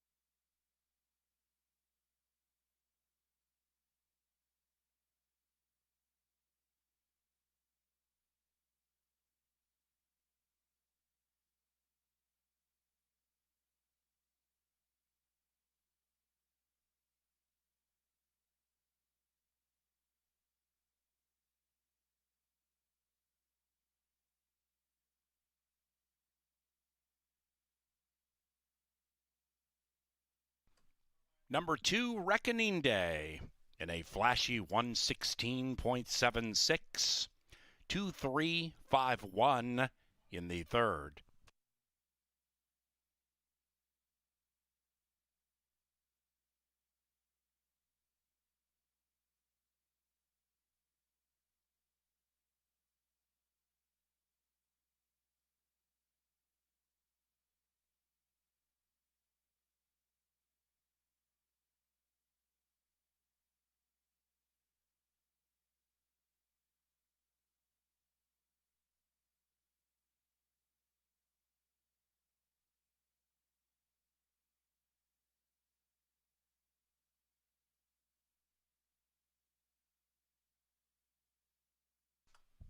Race number 3 is official. The fourth race takes us back to the firm turf course. Scratch numbers 3 and 8. Number 10, Bob's All In. The also eligible, Indeed, is All In. Bob's All In runs in race 4. That one is courtesy of Maker's Mark and Jim Beam Bourbon. Elegant, smooth, refined. Thank you, Jim Beam. We also thank Busch Light, a proud sponsor of Canterbury Park.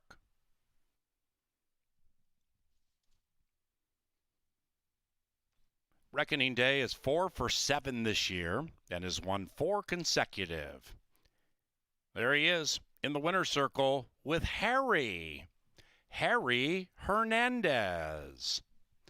The winning owners, Benny Woolley Jr. and Steve Herwig. The winning trainer, Benny Woolley Jr.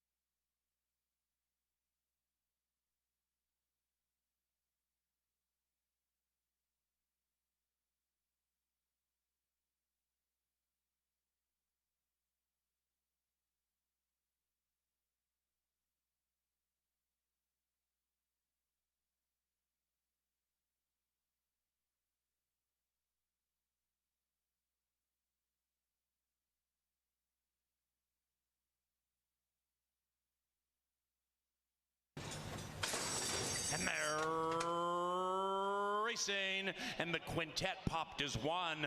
Lynchtown wins the start to the inside of Kierkegaard and right next to Gray Magician. Then it's Dylan Rock scooting through on the inside. Reckoning Day would have to win 4 in a row from last, but only 4 lengths out of it. And now they have 5 furlongs to go as they negotiate the Canterbury Park barn side, and we have a 3-prong pace battle between runners. Gray Magician splits them and puts the head in front with a half-mile to go. Dylan Rock's being pushed on a bit by Laura on the inside to keep up. Then we come to Lynchtown. Reckoning Day just put Kierkegaard in last, but Kierkegaard is only 3 lengths from the lead, and they're off the far turn. 5 sardined by 4.5, and up goes Gray Magician. And Gray Magician at 8-5 wins the run to the quarter pole, and roundabout said quarter pole, they head for home, chasing the Magician. Outside of that, Reckoning Day is on his game. And then we come back to Dylan Rock's Kierkegaard, blue blinkers far outside, just put Lynchtown in last. They're coming into the final football field. Reckoning Day has taken the lead and run away from Gray Magician, and Reckoning Day has won 4 in a row.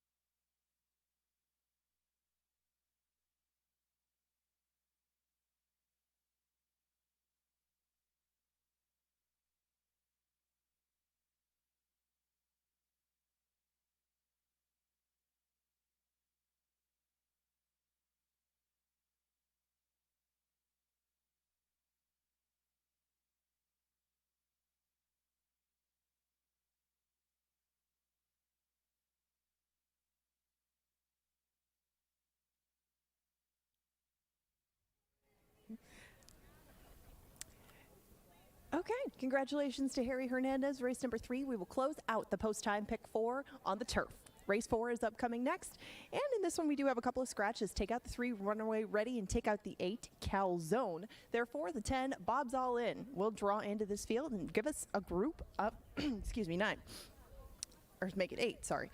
1 Bandit Point is the big closer in this group, and that's a common theme with a lot of horses in here. Whether they're dirt horses, whether they're turf horses, whatever they come out of, there's just a lot of horses who don't possess a bunch of early speed. Now, Bandit Point went 2 turns last time, but prior to that, it closed in pretty well in the mud going 6. This horse has only tried the turf 1 time. It didn't go that well, but Bandit Point still is a different horse now. He has a lot of miles on him and is a very classy earner of over $500,000. So why not take a shot in here if you think the Bandit Point is going well?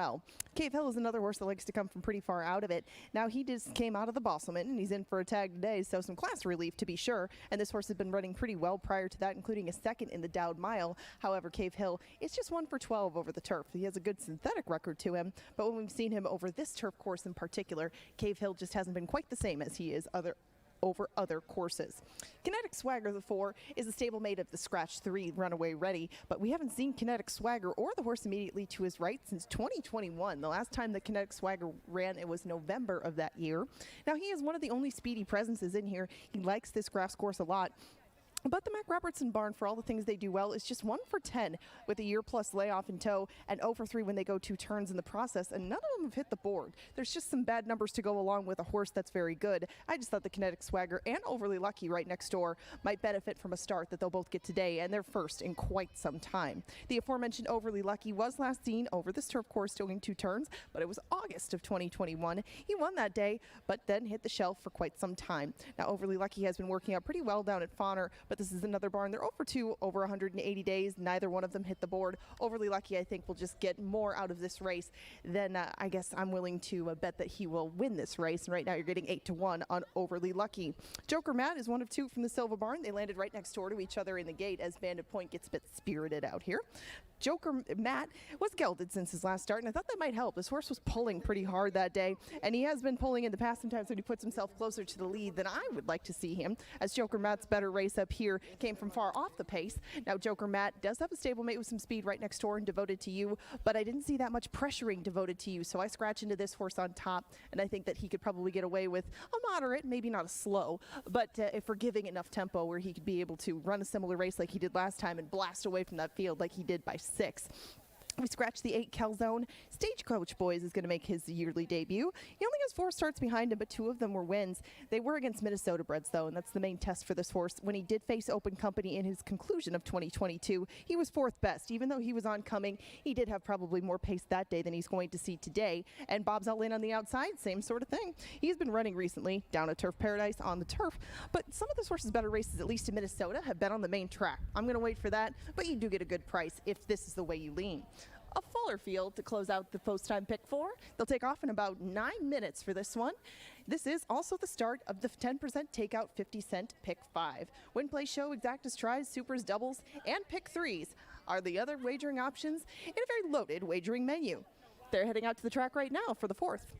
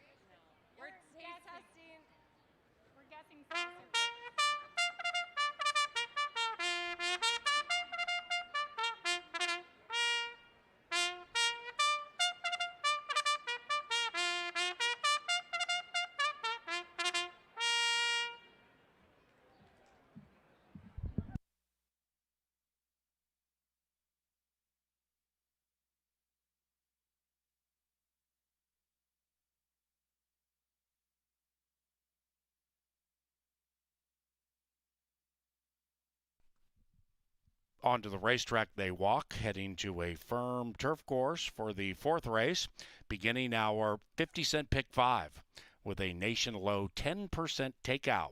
Scratch numbers 3 and 8.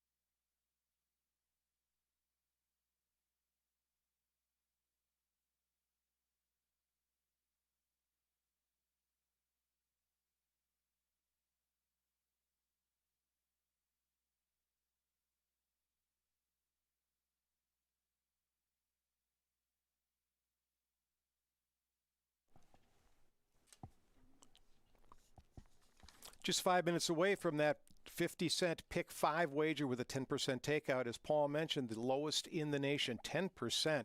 This is an interesting sequence here in today's pick 5 because there's a horse in race 7 that everybody in the world is going to be singling. But let's look at race 4 here. I've got a nice little $40 ticket put together using 5 horses in this first leg.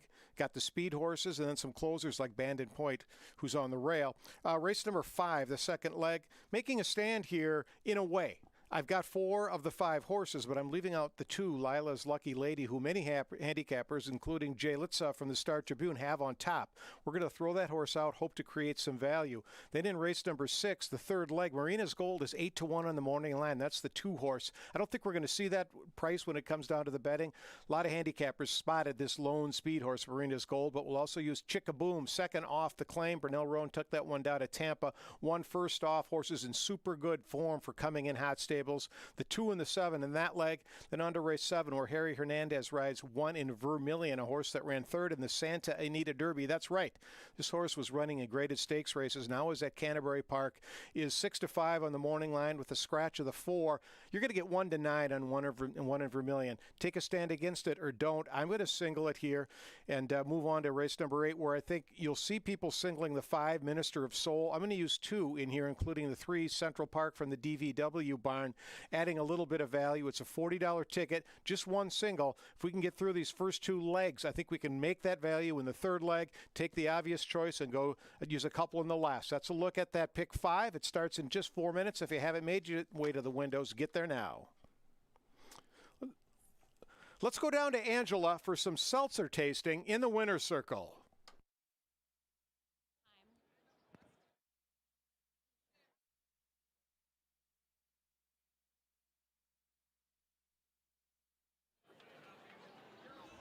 All right, we're down here in the winner's circle, and Seltzer Fest is coming up pretty soon. Thus, we have Christina and Lauren here to try to win some tickets to it. Now, would you two consider yourselves seltzer aficionados?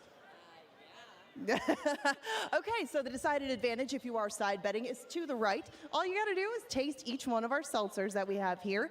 Write your answer on the board for each one. We're going to see if you got it right on the back. Whoever gets the most right wins a pair of tickets to Seltzer Fest. Sound good? Okay, all right, so you have your whiteboards, you have your seltzers. Try number 1 and see if you can guess what it is. You write down what you think it is, show it to the crowd, and we will see if you are right. Okay, she thinks that it's lemon. How about you, Christina? Lemonade, okay. Well, turn around right back there. The seltzer flavor is lemonade. If you guys could just maybe scoot down a little bit that way, that would be great. Well done. Yes, you both did, actually. That is lemonade. Guys, could you please scoot down just a little bit? All right. Move on to number 2 and give it a try.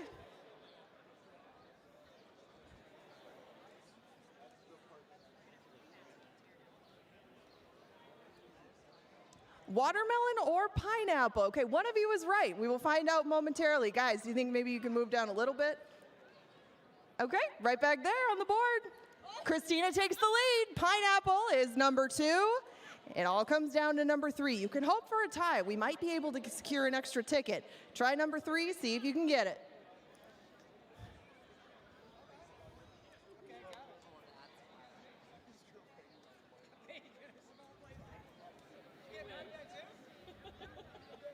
We have a watermelon. We have 2 watermelons. That didn't come out right. Was it watermelon? Yes, it was. Christina, you aced our seltzer taste test. Congratulations. You won a couple of tickets to Seltzer Fest. You'll be able to try over 100 variations of seltzer. How do you feel? Awesome, thank you.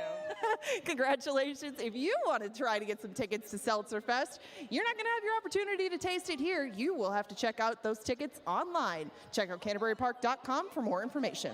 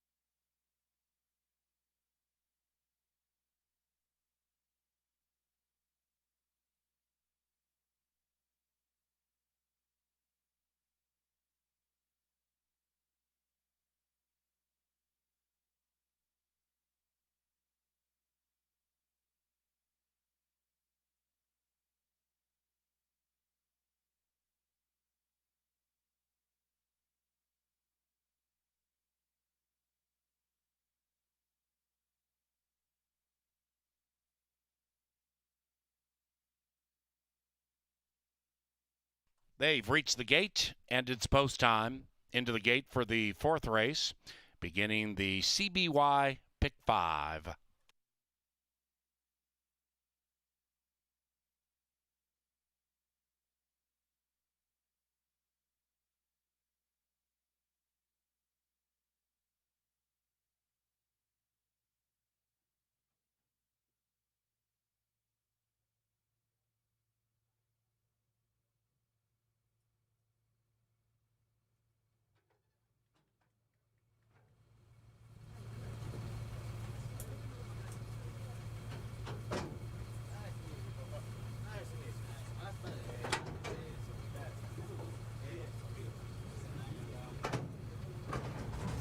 Minnesotan Devoted to You, the 7 is favored at 8-5. Stagecoach Boys, fellow Minnesotan, 3-1. And they're racing, and they've broken a line. Kinetic Swagger wins the start, and with early speed, Swagger is right there with Devoted to You, but Devoted to You is faster, and the Minnesotan grabs the lead with 1 lap to go. It is 7, 4, 9, 6, 10, 5, 2, 1, and they're covered by about 13 lengths as they go around the turn. Devoted to You is going rather quickly, leading it by 2. Kinetic Swagger is in second, 1.5 to the good of Stagecoach Boys. Normally farther out of it, just 5 lengths from the lead and advancing, and joined by Overly Lucky, a Minnesotan unseen in nearly 2 years. After that, we have Joker Matt securing the inside. Pace slows down. 5 covered by 5. 1.5, 2 clear from Bob's All In. Then it's a big gap back to Cave Hill, and Cave Hill is far clear from Bandit Point. The Arkies 17 lengths behind Devoted to You, and it's Devoted to You leading it by 2. Kinetic Swagger off the layoff comes under a ride. Stagecoach Boys is extending the strides. Overly Lucky is wide. Inside of that, Joker Matt. After that, it's Bob's All In. The White Horses, Cave Hill, and nothing from Bandit Point. They have a quarter of a mile to go, and a couple have cuddled up next to Devoted to You. Stagecoach Boys between them. Outside of that, Overly Lucky has not raced in nearly 2 years and is firing. After that is Bob's All In. Up goes Stagecoach Boys, and with a rush, Stagecoach Boys is gone. Stagecoach Boys 3.5 in the end. Cave Hill third. Overly Lucky.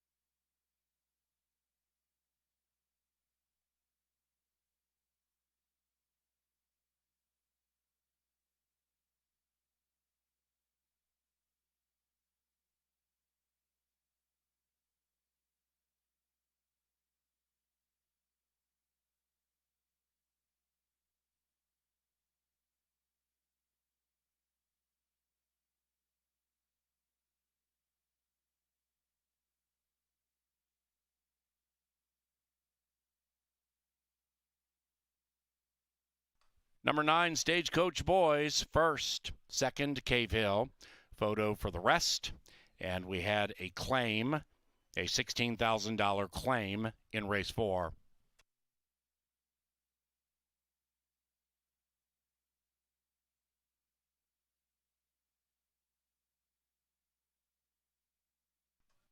$9,250. The runner-up, Cave Hill, was claimed by trainer Chris Richard for owner Maggie Moss. That's number 2, Cave Hill, switching barns. The price, $16K. Richard, Moss.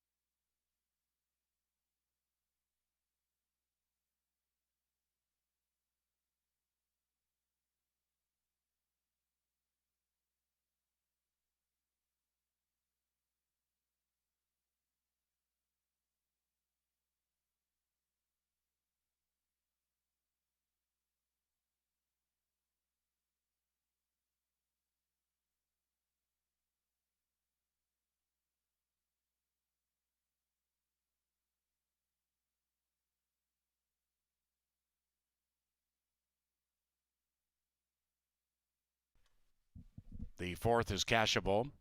That first pick 4 paid $1,173 for 50 cents. The race 4 trifecta, $220. 4-to-1 shot on top. We head to the fifth now. Scratch number 1, working 9 to 5. No superfecta wagering in race 5.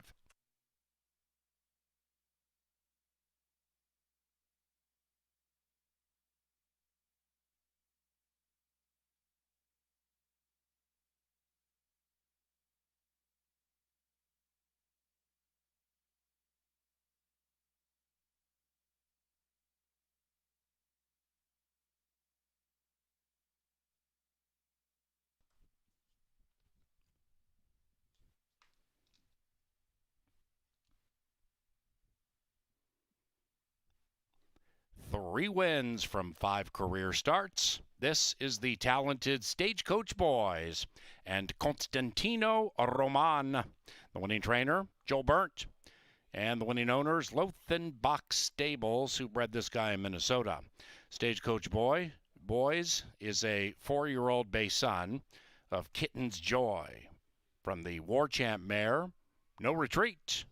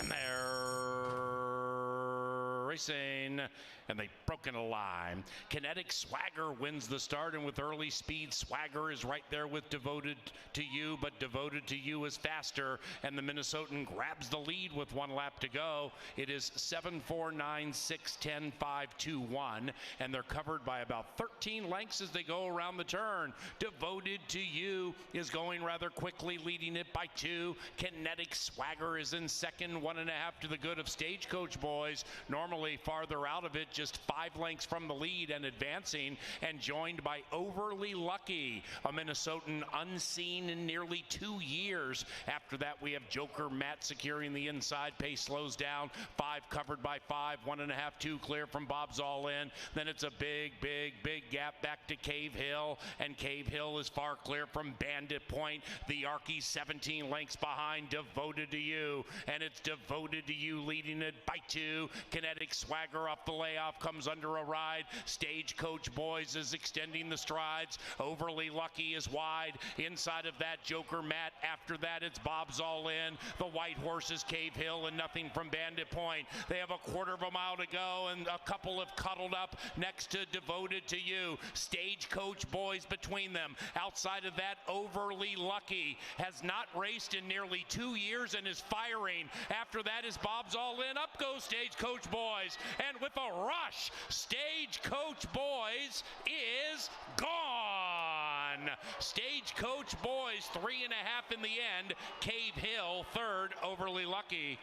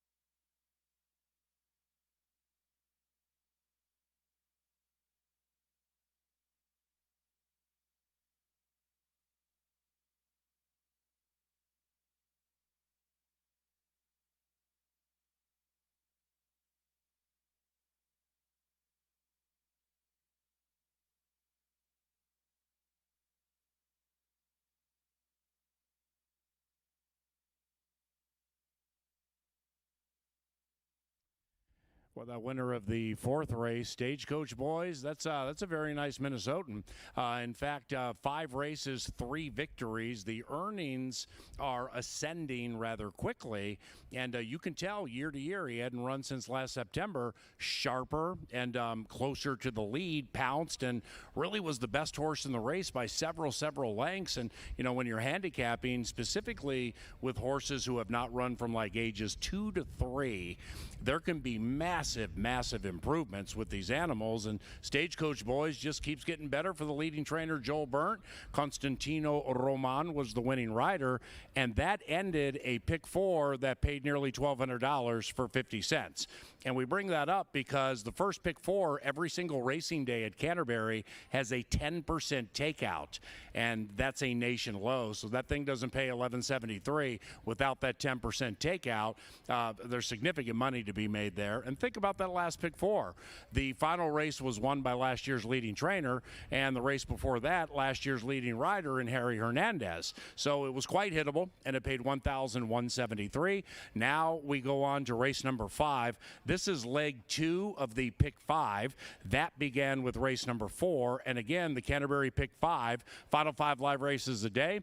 Nation low takeout. What's going on there, Lindy Wade? Nation low takeout of 10%. So from a value-oriented standpoint, it pays to pay attention to Canterbury, if only for those 2 wagers. And I'm not only talking to those here in Shakopee, but those who watch the signal nationwide. In fact, we start Wednesday racing this Wednesday, and we're going to have an all-turf pick 3. That takeout's only 14%. So it's very important here at Canterbury, and it has been for quite some time, to give back to the wagering public. Not a lot of tracks around the country go that route these days with the rake, the takeout, what tracks make to run the operation. They don't necessarily have the player in mind with those takeout rates. Canterbury Park definitely does. And when you're making win wagers here on race number 5, let's see what we can take out of this race. 2-5-3 for me. I start with Lila's Lucky Lady. This Minnesotan, Lila's Lucky Lady, not only has beaten Minnesotans, but has beaten Open Company before. 2-1, comes here from an extended season, quite the big season at Turf Paradise down Phoenix Way. Ended up going 9 for 10 in the top 3, made about $33,000, and has been very sharp of late. Lost to number 3, Clubhouse Saint, the last 3 times they've met. Now, Lila's Lucky Lady, specifically on the turf, has been at her best at Canterbury, but I think she'll be at her best on the main track too. Clubhouse Saint is going to be really difficult to beat because the mare's versatile, and she looks fantastic right now. It's warm here in Shakopee with the heat index probably in the high 80s, and the sun is shining brightly. Clubhouse Saint, with that versatility for Benny Woolley, co-owns and trains. This one can sit off the pace, can be on the lead like 3 starts ago when Clubhouse Saint was claimed by Benny Woolley Jr. This one looks to win 4 in a row and is 2 for 3 at the distance. Clubhouse Saint is going to be a handful, and currently is 2.5 to 1. Number 4 is Merlin's Sister. This one's 4 to 1 in the small field, unseen since October of last year. Claimed from Carl Broberg. Cap Bedford gives this one a try with Laura in the saddle, and Merlin's Sister is 3 for 8 in the top 2 at this distance. Come on, Sweet Pea, that's number 5, and this one is 4 for 5 in the top 3 at the distance. Is 5 for 6 in the top 3 at Canterbury. Now, come on, Sweet Pea is going to need a pace battle, generally speaking. The 7-year-old mare does not display much early speed, but this main track and the turf course, quite honestly, they're winning from off, they're winning from on. And come on, Sweet Pea got a race in 2023 at Hawthorne, so she should be relatively legged up for this as Merlin's Sister heads out. Beautiful gray daughter of Street Strategy and Rah Rah Girl. Here's Come On, Sweet Pea, nice big beautiful mare. Looking quite resplendent heading out to the racetrack. Carlo Lopez rides, one of our better riders here. And Come On Sweet Pea, again, will need a little speed in front of her to come get him. Chasing Shadows, Lindy Wade rides this one for trainer Bruce Rican. This one comes in from Oaklawn Park, claimed 3 consecutive times, and now is with trainer Bruce Rican for William Kennedy Jr., who's been very good to racing at Canterbury. Another that does not have that much early speed, but if they get out there and go knuckleheadish on the early lead and everybody gets tired, then one of these closers can win. Selections are on the screen now. My selection is number 2, Lila's Lucky Lady. Good luck. Hey, we love you, Paul. I love you.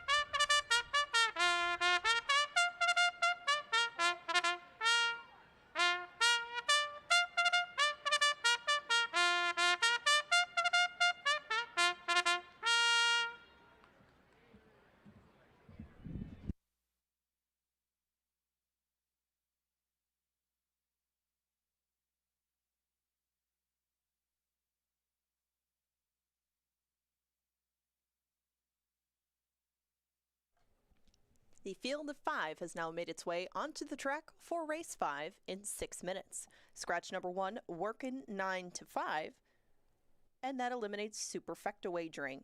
Other options include win, place, show, exacta, trifecta, daily double, and 50-cent pick 4s. Your current 2-to-1 favorite, Come On, Sweet Pea.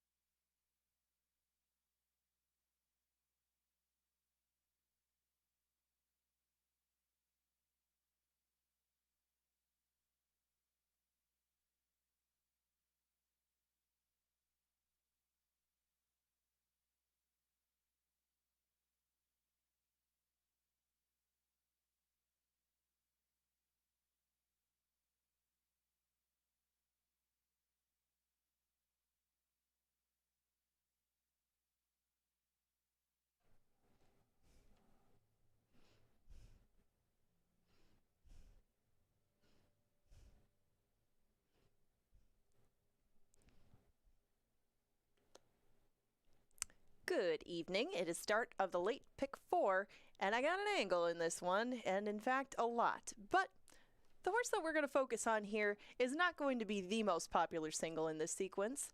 This is Chica Boom. Now, Chica Boom is arriving to Minnesota for the first time from Florida. We'll take a closer look at her as an individual because she's a rather new member of a different barn than she has been for a good part of her life. Now, the first angle with her, judging them by the company they keep. Now, I happened to be at Gulfstream Park for a couple of these races, and Chica Boom ran okay in the second one, but the first one was a $20,000 claimer. They're pretty salty groups down there at Gulfstream when they get to that level, but you can look at the horses who ran against her, and that italicized font means that they won next out. Now, she raced against some very live horses, but especially the Exacta, perhaps tonight, and Lanakia Storm are very nice fillies for that level. Now, when she stayed at Gulfstream for the final time, that was the beginning of March, she ran third, and the filly that won that day, Una Luna, 9-time winner. The filly that ran second, she won next time around. She has been keeping some very tough company as far as that level. Now, when she went over to Tampa, she was claimed. And when Burnell Roan bought her, he bought her out of a 7th place finish. But when he came back with her on April 21st, boom, winner. This filly did come up with an open win with Alonzo Quinones, and she did so just off the pace. I would expect a similar sort of trip for her today. Now, in keeping the price healthy, we got to look. Burnell Roan like we said, train this filly. And this is a very specific set of circumstances for him. It's not the sample size that we're looking at here. This is him second off the claim when he comes to Canterbury grass. Only 6 horses, 2 wins, but the important part is right here. That is your return on investment if all you did was bet Bernal Roan with these kinds of horses. The ROI is fantastic. The average payout is awesome.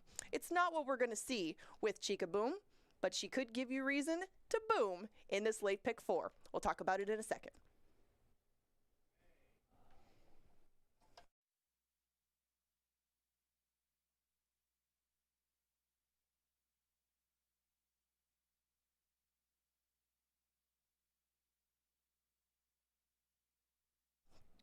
That late pick 4 ticket is on the screen now. And we use the two. Paul kind of alluded to these two in the paddock. They come from a very similar, I guess, resume, but especially considering that they've run against each other a couple of times over the winter. My top pick, Lila's Lucky Lady, I think was helped by the scratch of working 9 to 5, and I think that she could take this field all the way. Now, whether she gets some pressure from Clubhouse Saint, we find out, but I thought that these two might be able to duplicate history a touch and keep it close at the finish with maybe Lila's Lucky Lady turning the tables on that one. Singles the rest of the way. Chica Boom is the first one. That's in race number 6. We just talked about her. I like her for a little bit of a price. I don't know if we're going to get much north of 7 to 2, but I think that this filly still provides decent value for what she should be based on what she would normally, be when she brings up a race like that. She's just in a full contentious field.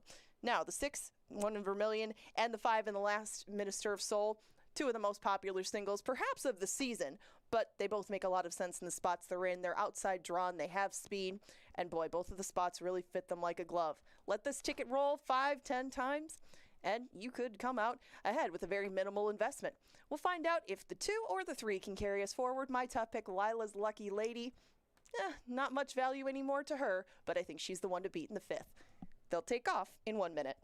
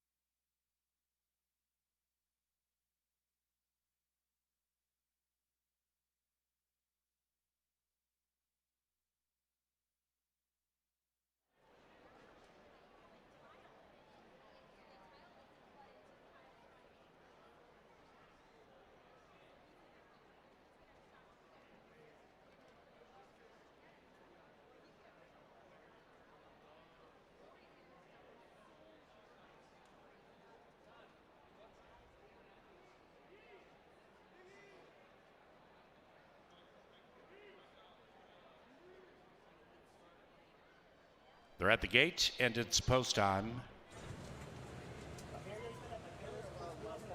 Family Day tomorrow, 1 o'clock. Wednesday racing, 5 o'clock. CanterburyPark.com. Chasing Shadows, last in. Mare goes in. And they're racing.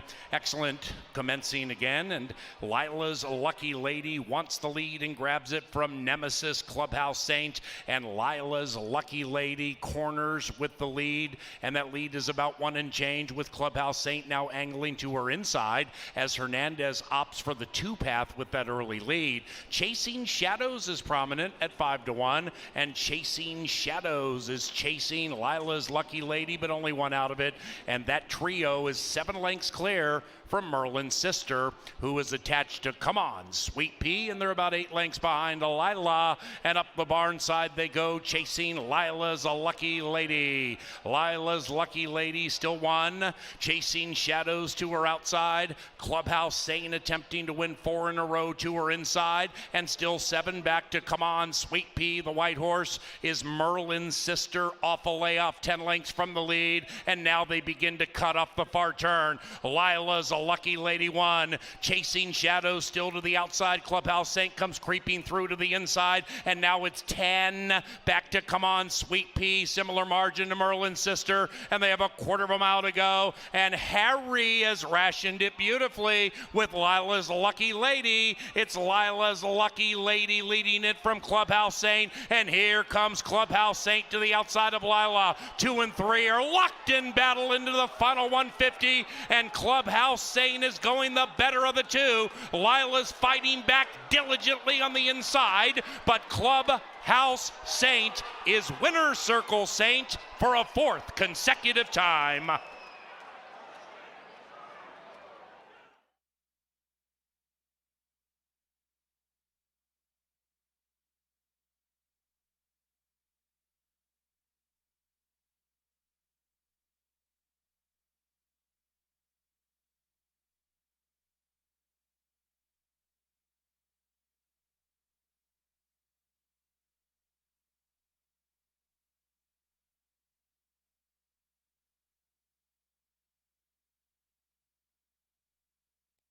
Number 3, Clubhouse Saint. First. 3265 in 13915. It's not official.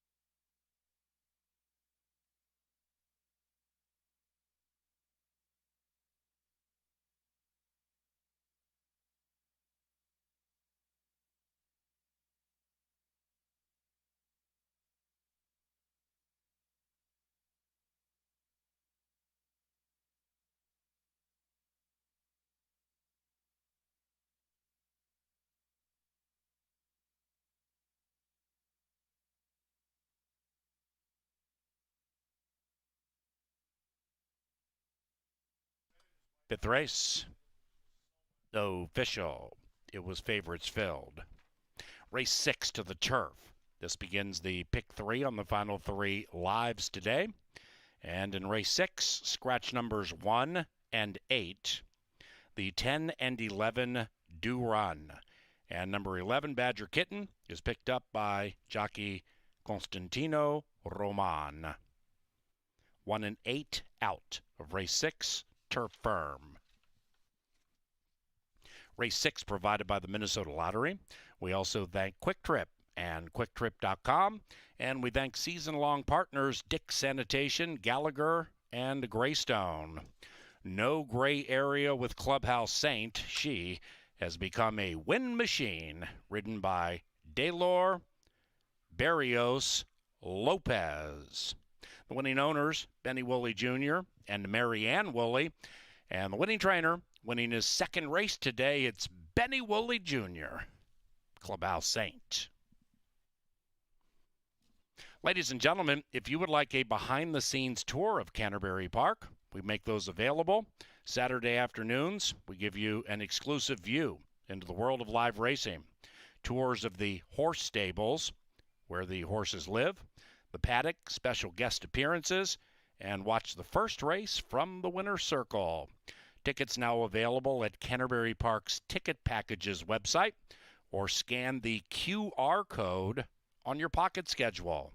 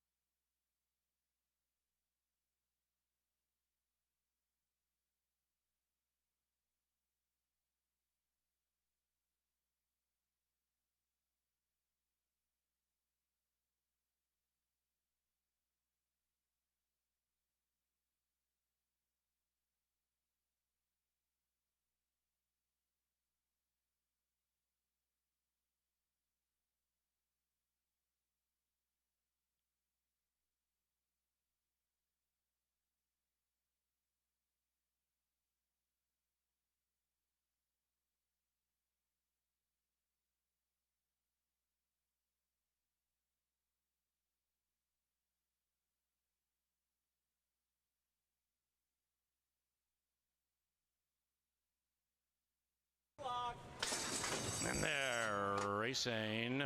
Excellent commencing again, and Lila's Lucky Lady wants the lead and grabs it from Nemesis Clubhouse Saint, and Lila's Lucky Lady corners with the lead, and that lead is about one and change, with Clubhouse Saint now angling to her inside as Hernandez opts for the two path with that early lead. Chasing Shadows is prominent at 5-1, and Chasing Shadows is chasing Lila's Lucky Lady, but only one out of it. And that trio is 7 lengths clear from Merlin's Sister, who is attached to Come On Sweet Pea, and they're about 8 lengths behind Lila.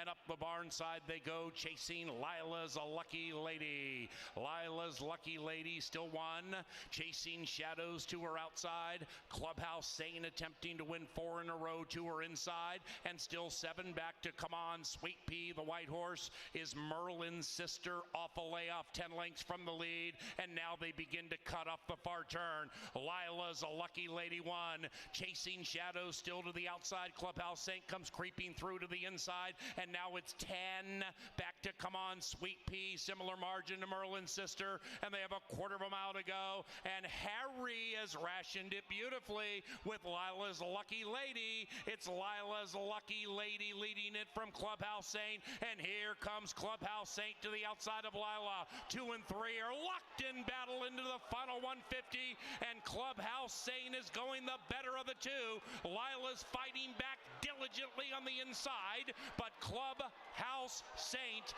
is winner's circle Saint for a 4th consecutive time.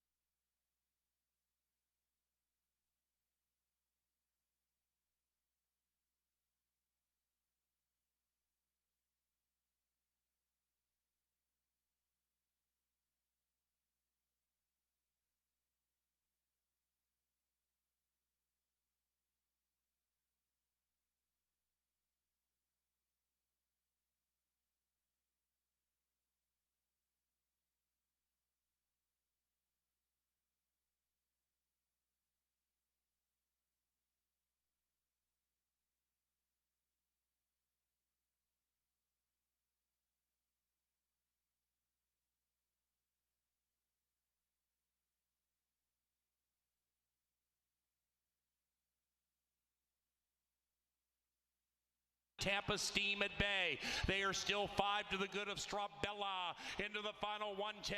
Miss Molly Orbit desperately trying to wear down Harlow's Harmony. Harlow's Harmony sticks out the neck and is too good. 6-1-5 in race 1.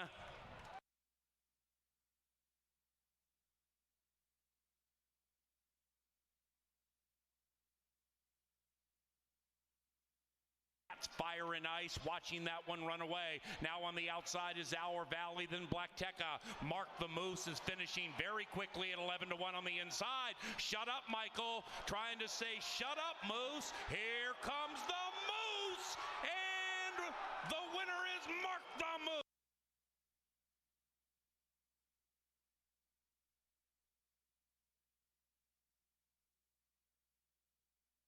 Kierkegaard, blue blinkers far outside, just put Lynchtown in last. They're coming into the final football field. Reckoning Day has taken the lead and run away from Gray Magician. And Reckoning Day has won 4 in a row.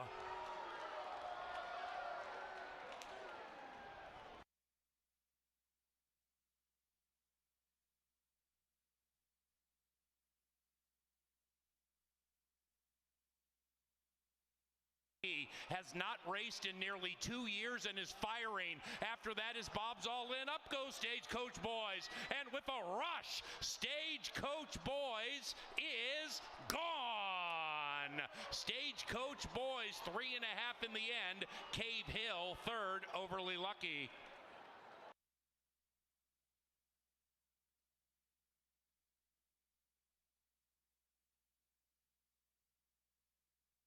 Clubhouse Saint to the outside of Lila. 2 and 3 are locked in battle into the final 150, and Clubhouse Saint is going the better of the two. Lila's fighting back diligently on the inside, but Clubhouse Saint is winner circle Saint for a 4th consecutive time.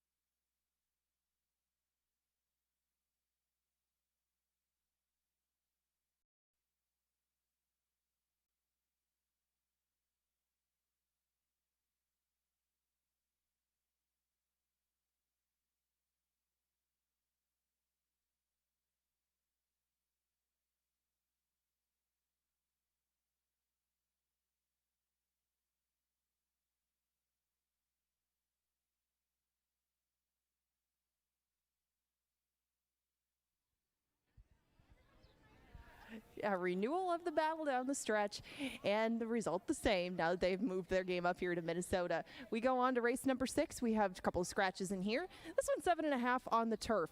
The 1 Dreaming Biz, as well as the 8 Hurricane Hunter are both out of here. Thus, the also eligibles Right of Refusal and Badger Kitten are both in. Please note that the 11 Badger Kitten will be written by Constantino Roman.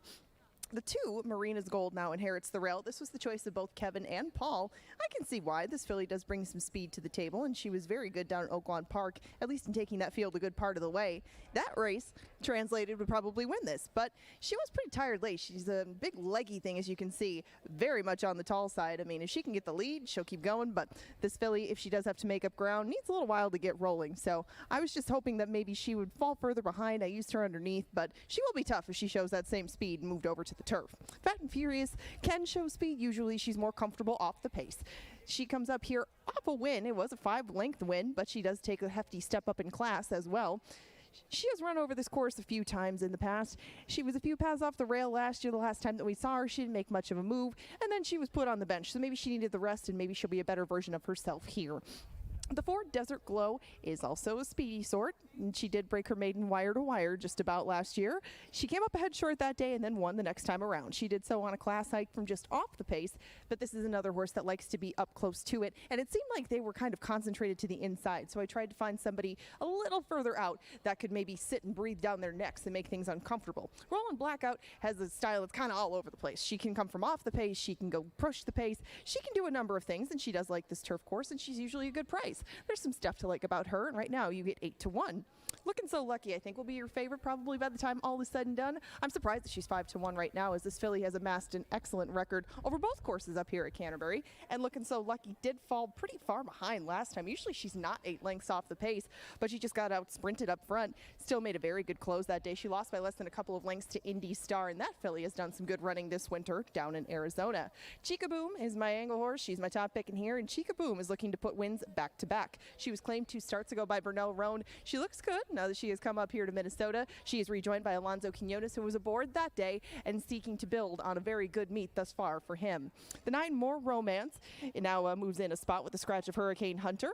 She is going to move over to the turf for the first time since last July. More Romance does have 3 starts over the grass. None of them have gone that well thus far, but they've all been very different settings than this one. Right of Refusal, the least experienced member of the group, made a good close last year. Now she is going to be testing much different waters, especially than she last saw in Indiana. That was sprinting on the dirt. She was well beaten. They've regrouped, and maybe they'll find out that she is a route turf horse, but you're going to have to take kind of a low price to find that out. You get 10-1 right now, but I would expect it to come down. Those are the grid of selections up there. Just don't have enough time to get through them all. We got 9 minutes to post. This is the last opportunity that you have to bet pick threes. If you'd like to bet doubles, exactas, tries, or 10-cent supers, go right ahead. You have a big field heading out to the turf course, and if you want to bet the 6, you still have 9 minutes.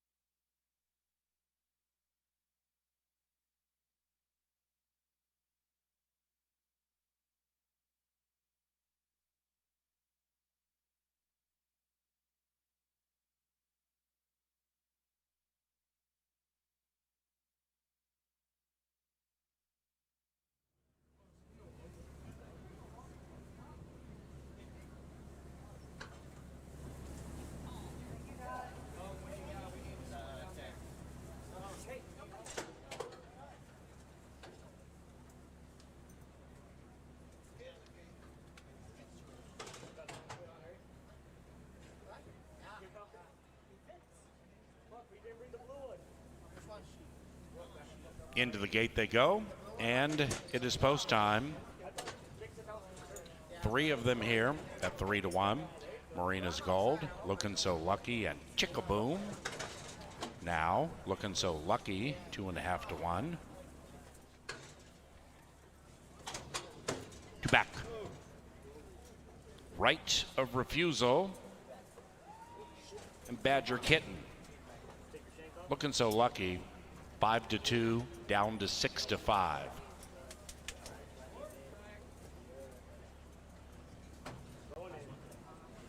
They all set.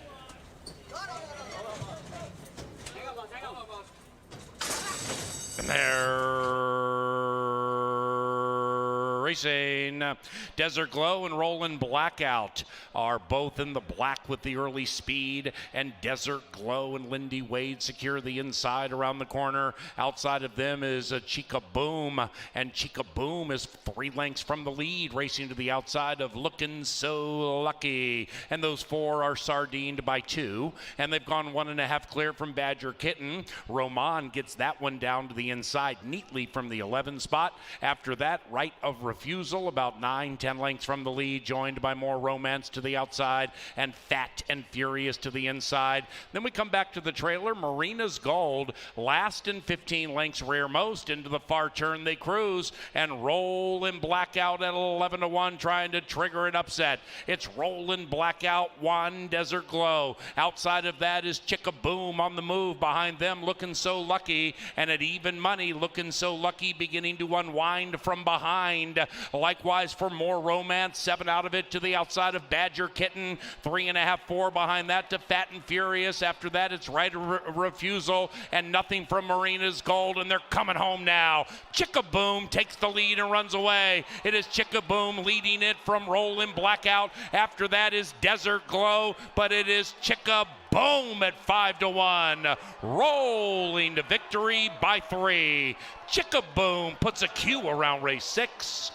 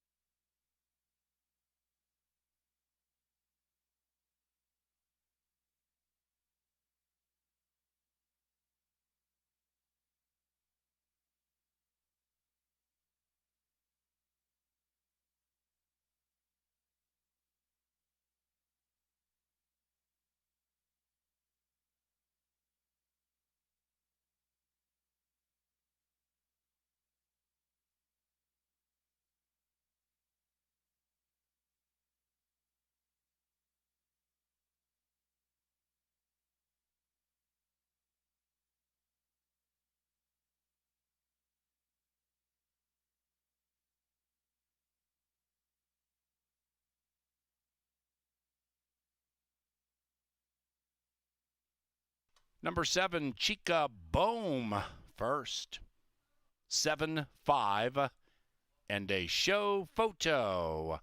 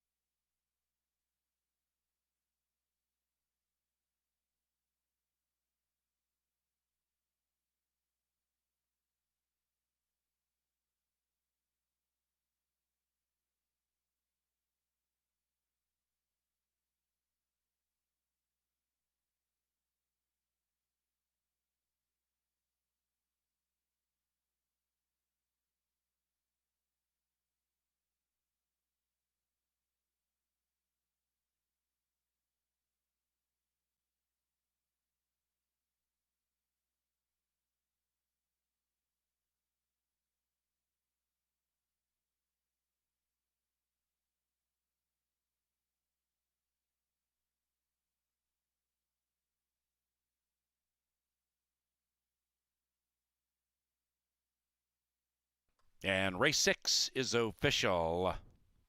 Favorite off the ticket, big payoffs up and down, 7, 5, 4, 6. 73.60 for the most recent pick 3. The 7-5 exacta, 45.70. Trifecta paid 146.30. Superfecta 77.22 for a dime. The 7th is our penultimate, and we go to a fast main track. Scratch number 4, American Refugee. With that scratch, no superfecta wagering in race 7.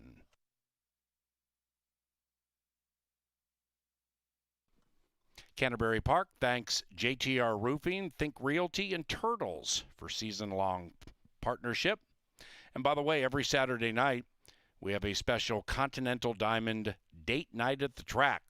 Private clubhouse seating overlooking the track, a menu for all taste buds, and a night you will not forget. The package includes admission, reserved clubhouse table for 2, appetizer, dinner, dessert, a bottle of wine, 2 complimentary wine glasses to take home, and a paddock preview and winner circle viewing experience. It is the Continental Diamond Saturday night date night at Canterbury Park. Information at canterburypark.com.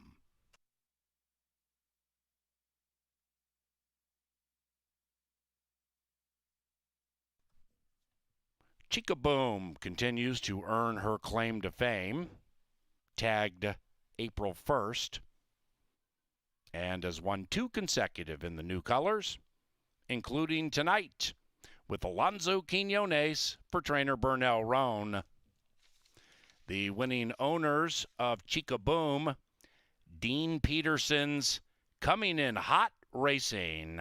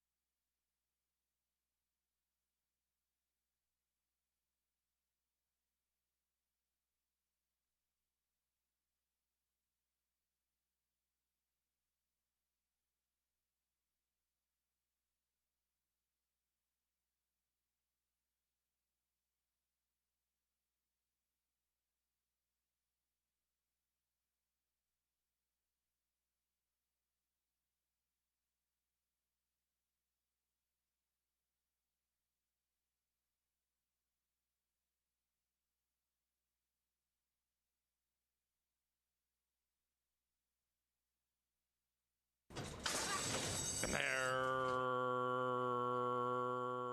racing.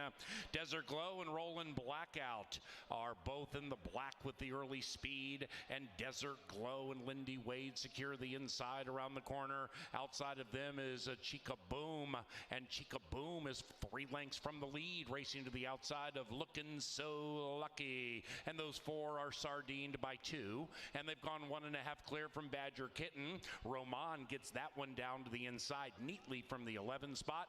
After that, Right of Refusal about 9-10 lengths from the lead, joined by More Romance to the outside and Fat and Furious to the inside. Then we come back to the trailer. Marina's Gold last in 15 lengths rear most. Into the far turn they cruise, and Rollin' Blackout at 11-1 trying to trigger an upset. It's Rollin' Blackout 1, Desert Glow. Outside of that is Chica Boom on the move. Behind them, Lookin' So Lucky, and at even money, Lookin' So Lucky beginning to unwind from behind. Likewise, qualifies for more romance. 7 out of it to the outside of Badger Kitten. 3.5, 4 behind that to Fat and Furious. After that, it's Right Refusal and Nothing from Marina's Gold, and they're coming home now. Chickaboom takes the lead and runs away. It is Chickaboom leading it from Rollin' Blackout. After that is Desert Glow, but it is Chickaboom at 5-1. Rolling to victory by 3. Chickaboom puts a Q around race 6.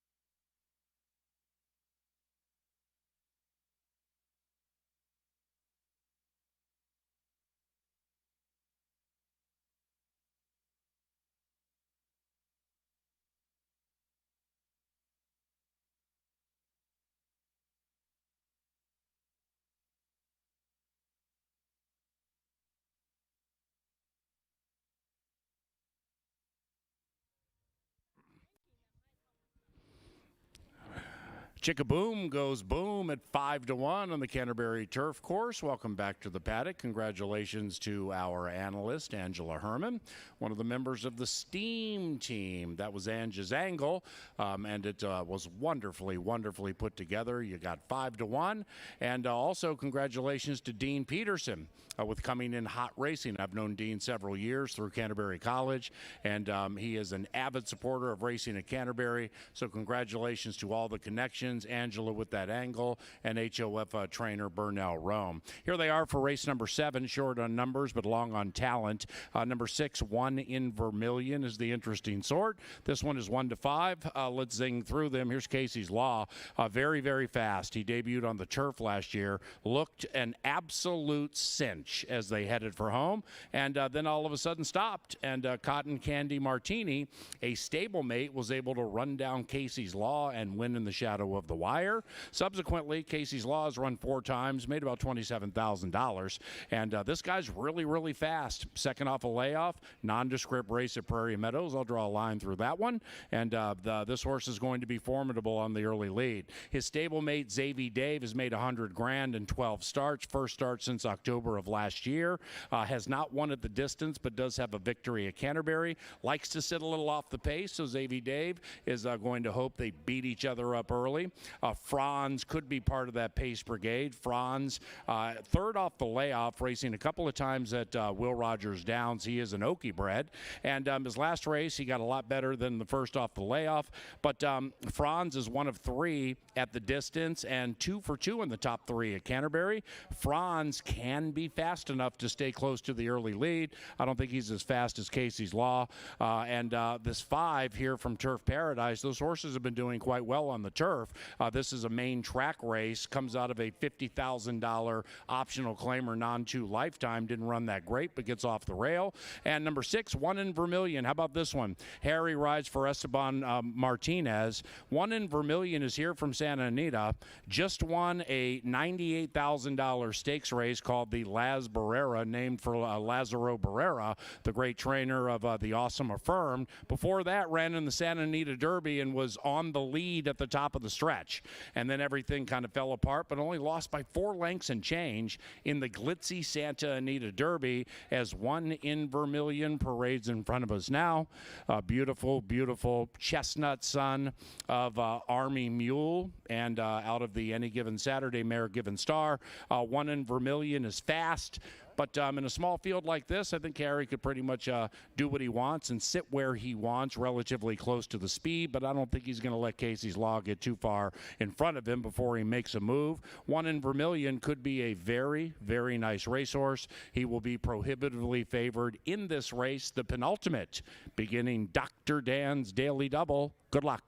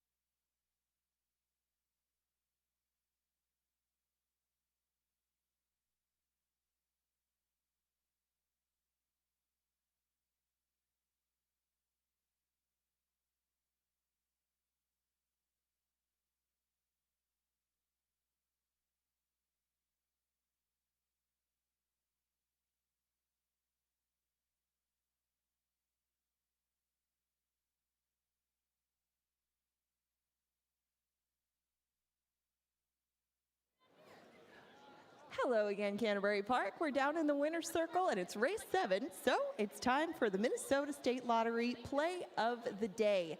Now, we have a scratch in this one, so we have 5 contestants that are vying for $50 in lottery tickets for compliments of the Minnesota State Lottery, as well as a swag bag. And for the other 2, if you finish 2nd and 3rd, you get a little Canterbury swag for your efforts. Now, we do have to meet all of our contestants, and as you can see, wedding season is front and center in here. I guess congratulations to a couple people in line. Let's meet them.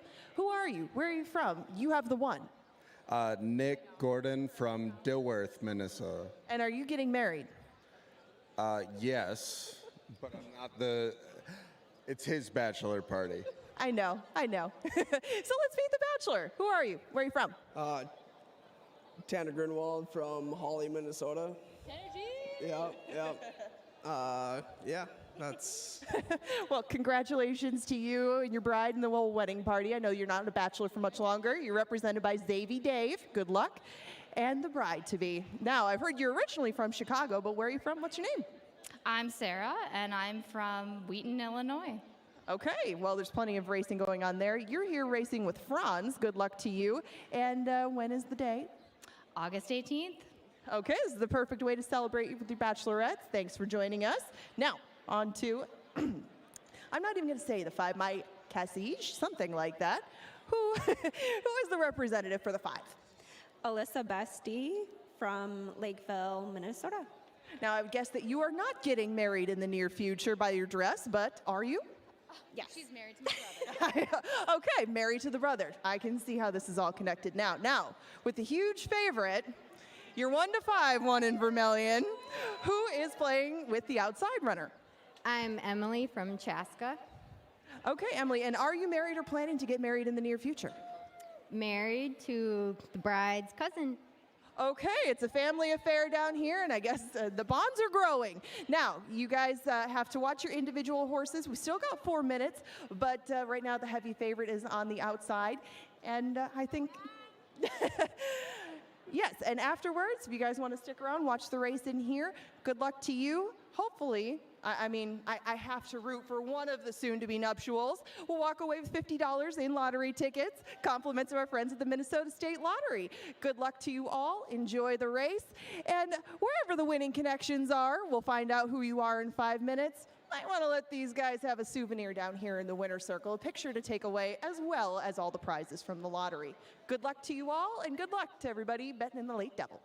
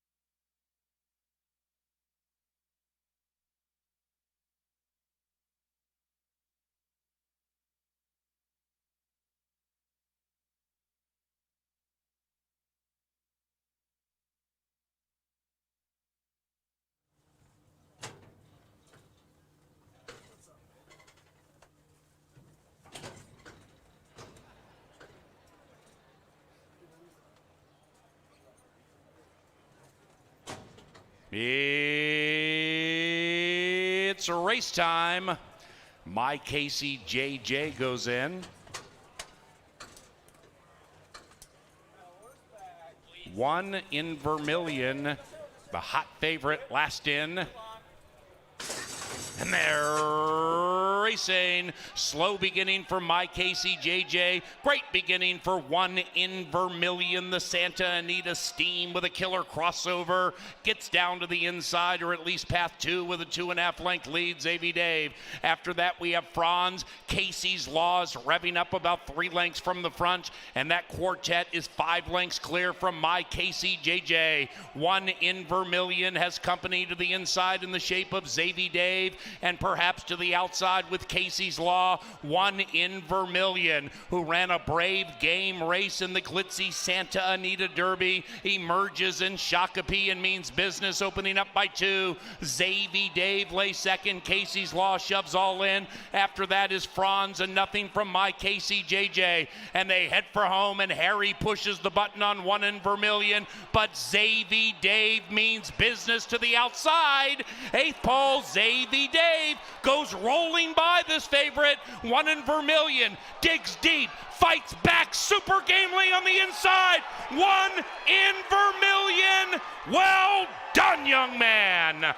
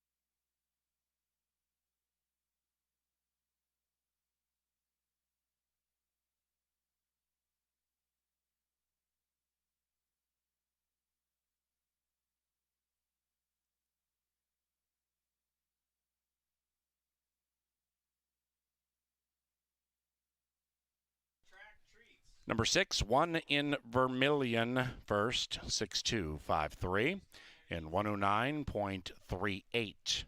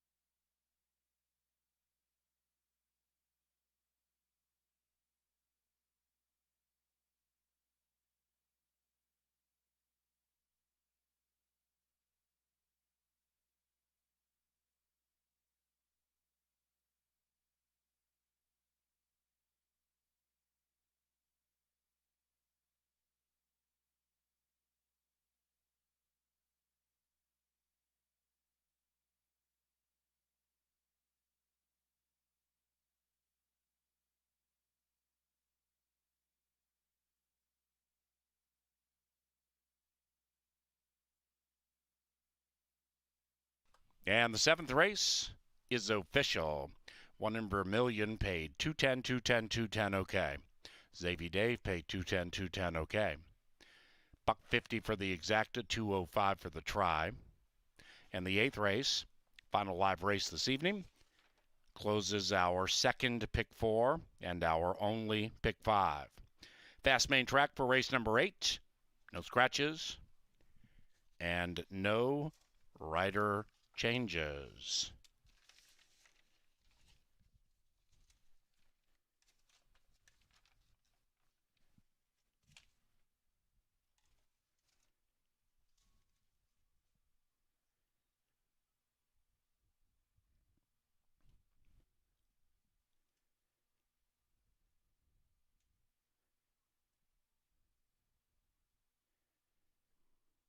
Into the winner's enclosure, 1 in Vermilion, and Harry Hernandez. The winning owner, Jonathan Coleman, and the winning trainer, Esteban Martinez.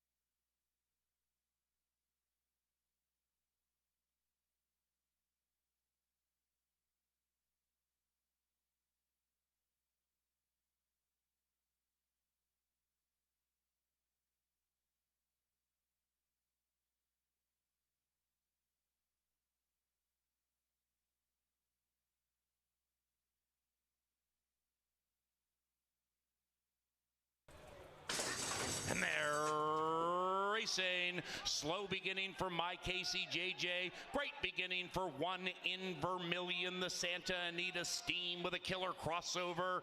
Gets down to the inside, or at least path 2 with a 2.5 length lead. Xavier Dave.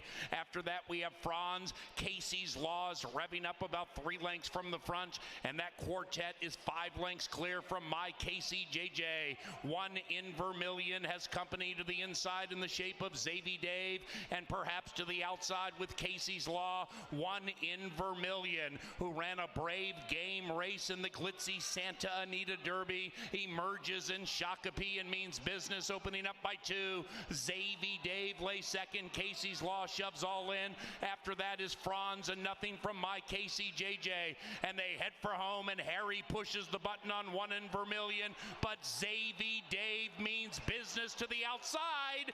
8th pole, Xavier Dave goes rolling by this favorite. 1 in Vermilion digs deep, fights back super gamely on the inside. 1 in Vermilion. Well done, young man.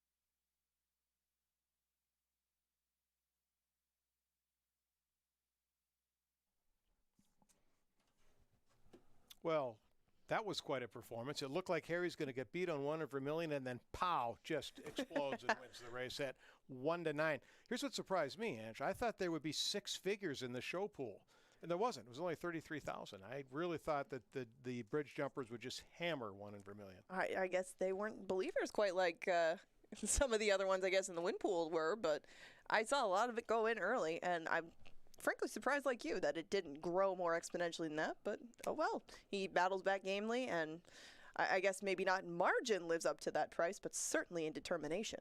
3-year-old, I hope, now I get that was a dirt sprint, but maybe the Canterbury Derby at a mile on the grass. Horses bred for the grass, why not? Where else are you going to run at Canterbury with a 3-year-old? But in the $100,000 Canterbury Derby on June 21st. Exactly. Yes. Again, stay tuned. We'll find out if he takes the step over to that, and goes off at 1-9 again. Somehow I doubt that.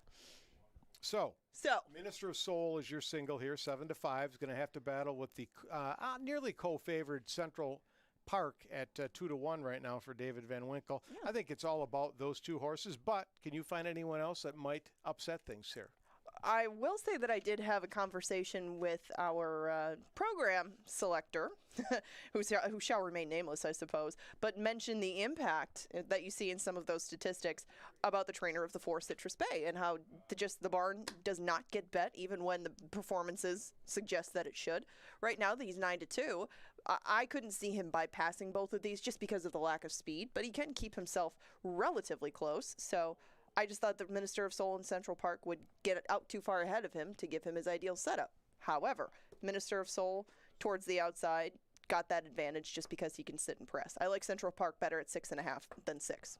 Now, Citrus Bay, as you mentioned, is coming from Oaklawn Park. So is Deflator. Mm-hmm. The other 2 horses, the 2 favorites, are coming from Turf Paradise. Now, we're not going to argue about the fact that Oaklawn is better than Turf Paradise as far as the class and the quality of the horses running on a day in and day out basis. So I think you could make a case for either the 4 or the 1. However, we know that at the 6 furlong distance, speed has been absolute king.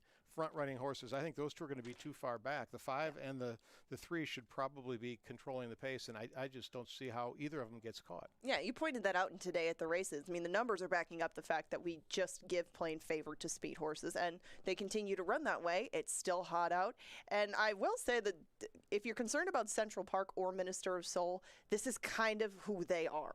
I mean, not always real warm, but they are horses that get hot and are high energy, so this is not anything atypical for those 2, and I would say that it won't significantly affect their chances unless they go absolutely bananas on the track and melt down. That's just who they are. Ship It Red's on your screen right now. We didn't mention that one, but Valerie Lund 10-1 on Ship It Red. I think that's a bit of an overlay. Again, it's a closer, but it's probably, of the horses that are kind of come from off the pace, is probably going to sit the best trip. So if anyone's going to close into it, it's probably that 6, Ship It Red. But I've got the 3, you've got the 5. Let's get it on.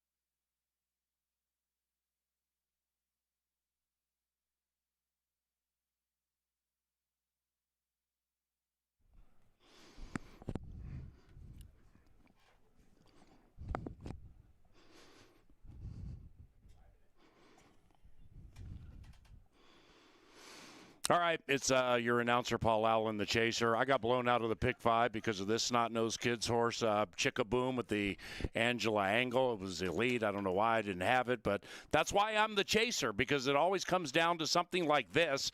And Minister of Soul has a very deeply rooted spot in the Chaser's heart. For it was September 16th of 2021 in the Tom Metzen HBPA Sprint. I mean, I can't remember exactly what happened that week. It might have been in the casino. It might have been up here. It might have been both. But I was just getting killed until Minister of Soul rolled around. Look at this horse. Wrong lead, right place, winner's circle, and the winner's circle led to money in the pocket of the Chaser. So we're going to come right back here, 6-5. You know what? If I'm stuck like 140, put a little bit of money on it, get some of it back, all of it back. But we are chasing with Minister of Soul, ridden by He's Harry, and he might be hot after a very nondescript start to the season.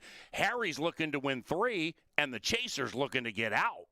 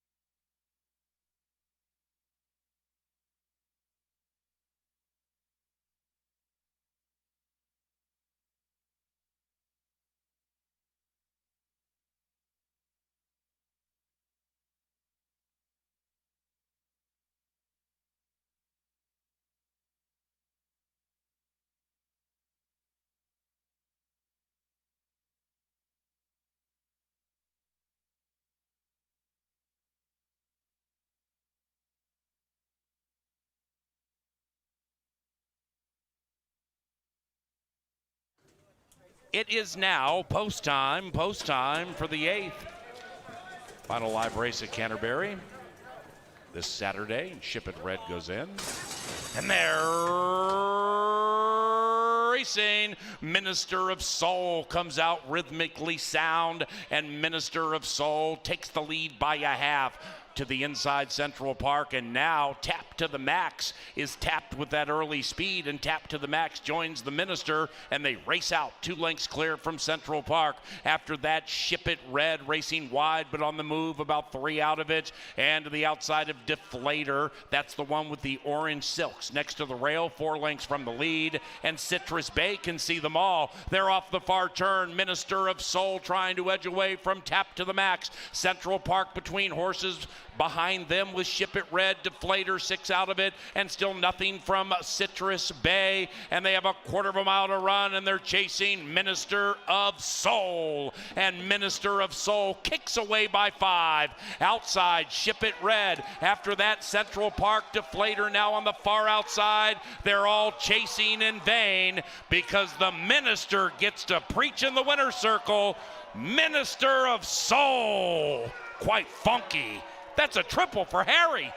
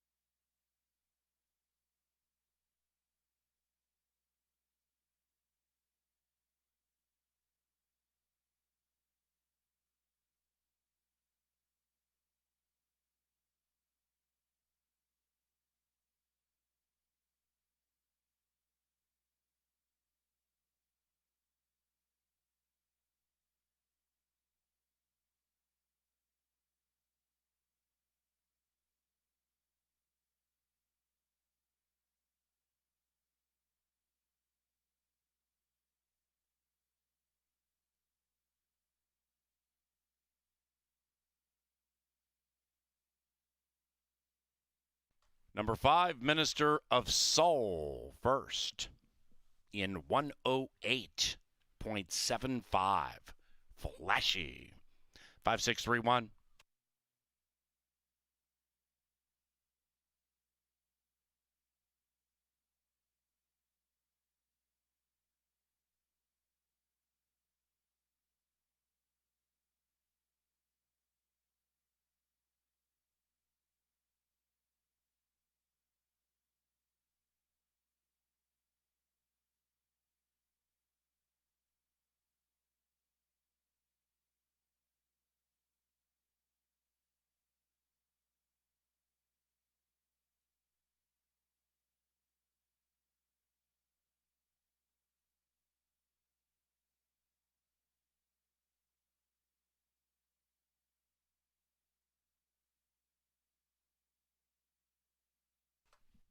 Saturday at the park is official.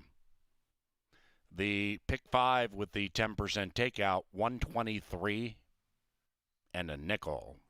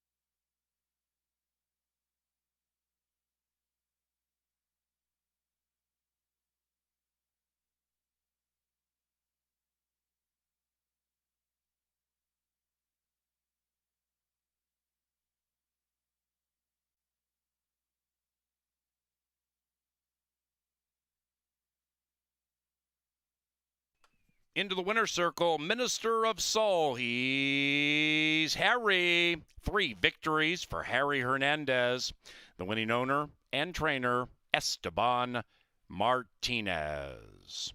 Ladies and gentlemen, racing resumes tomorrow at Canterbury for Family Day at 1 o'clock. Otherwise, stop by our casino to play some blackjack or Texas Hold'em. Full food and beverage service provided too. Otherwise, on behalf of Canterbury's management team, our television department, and those of us here in the Dark Star press box, thank you for joining us. And if you're leaving the track, please drive safely.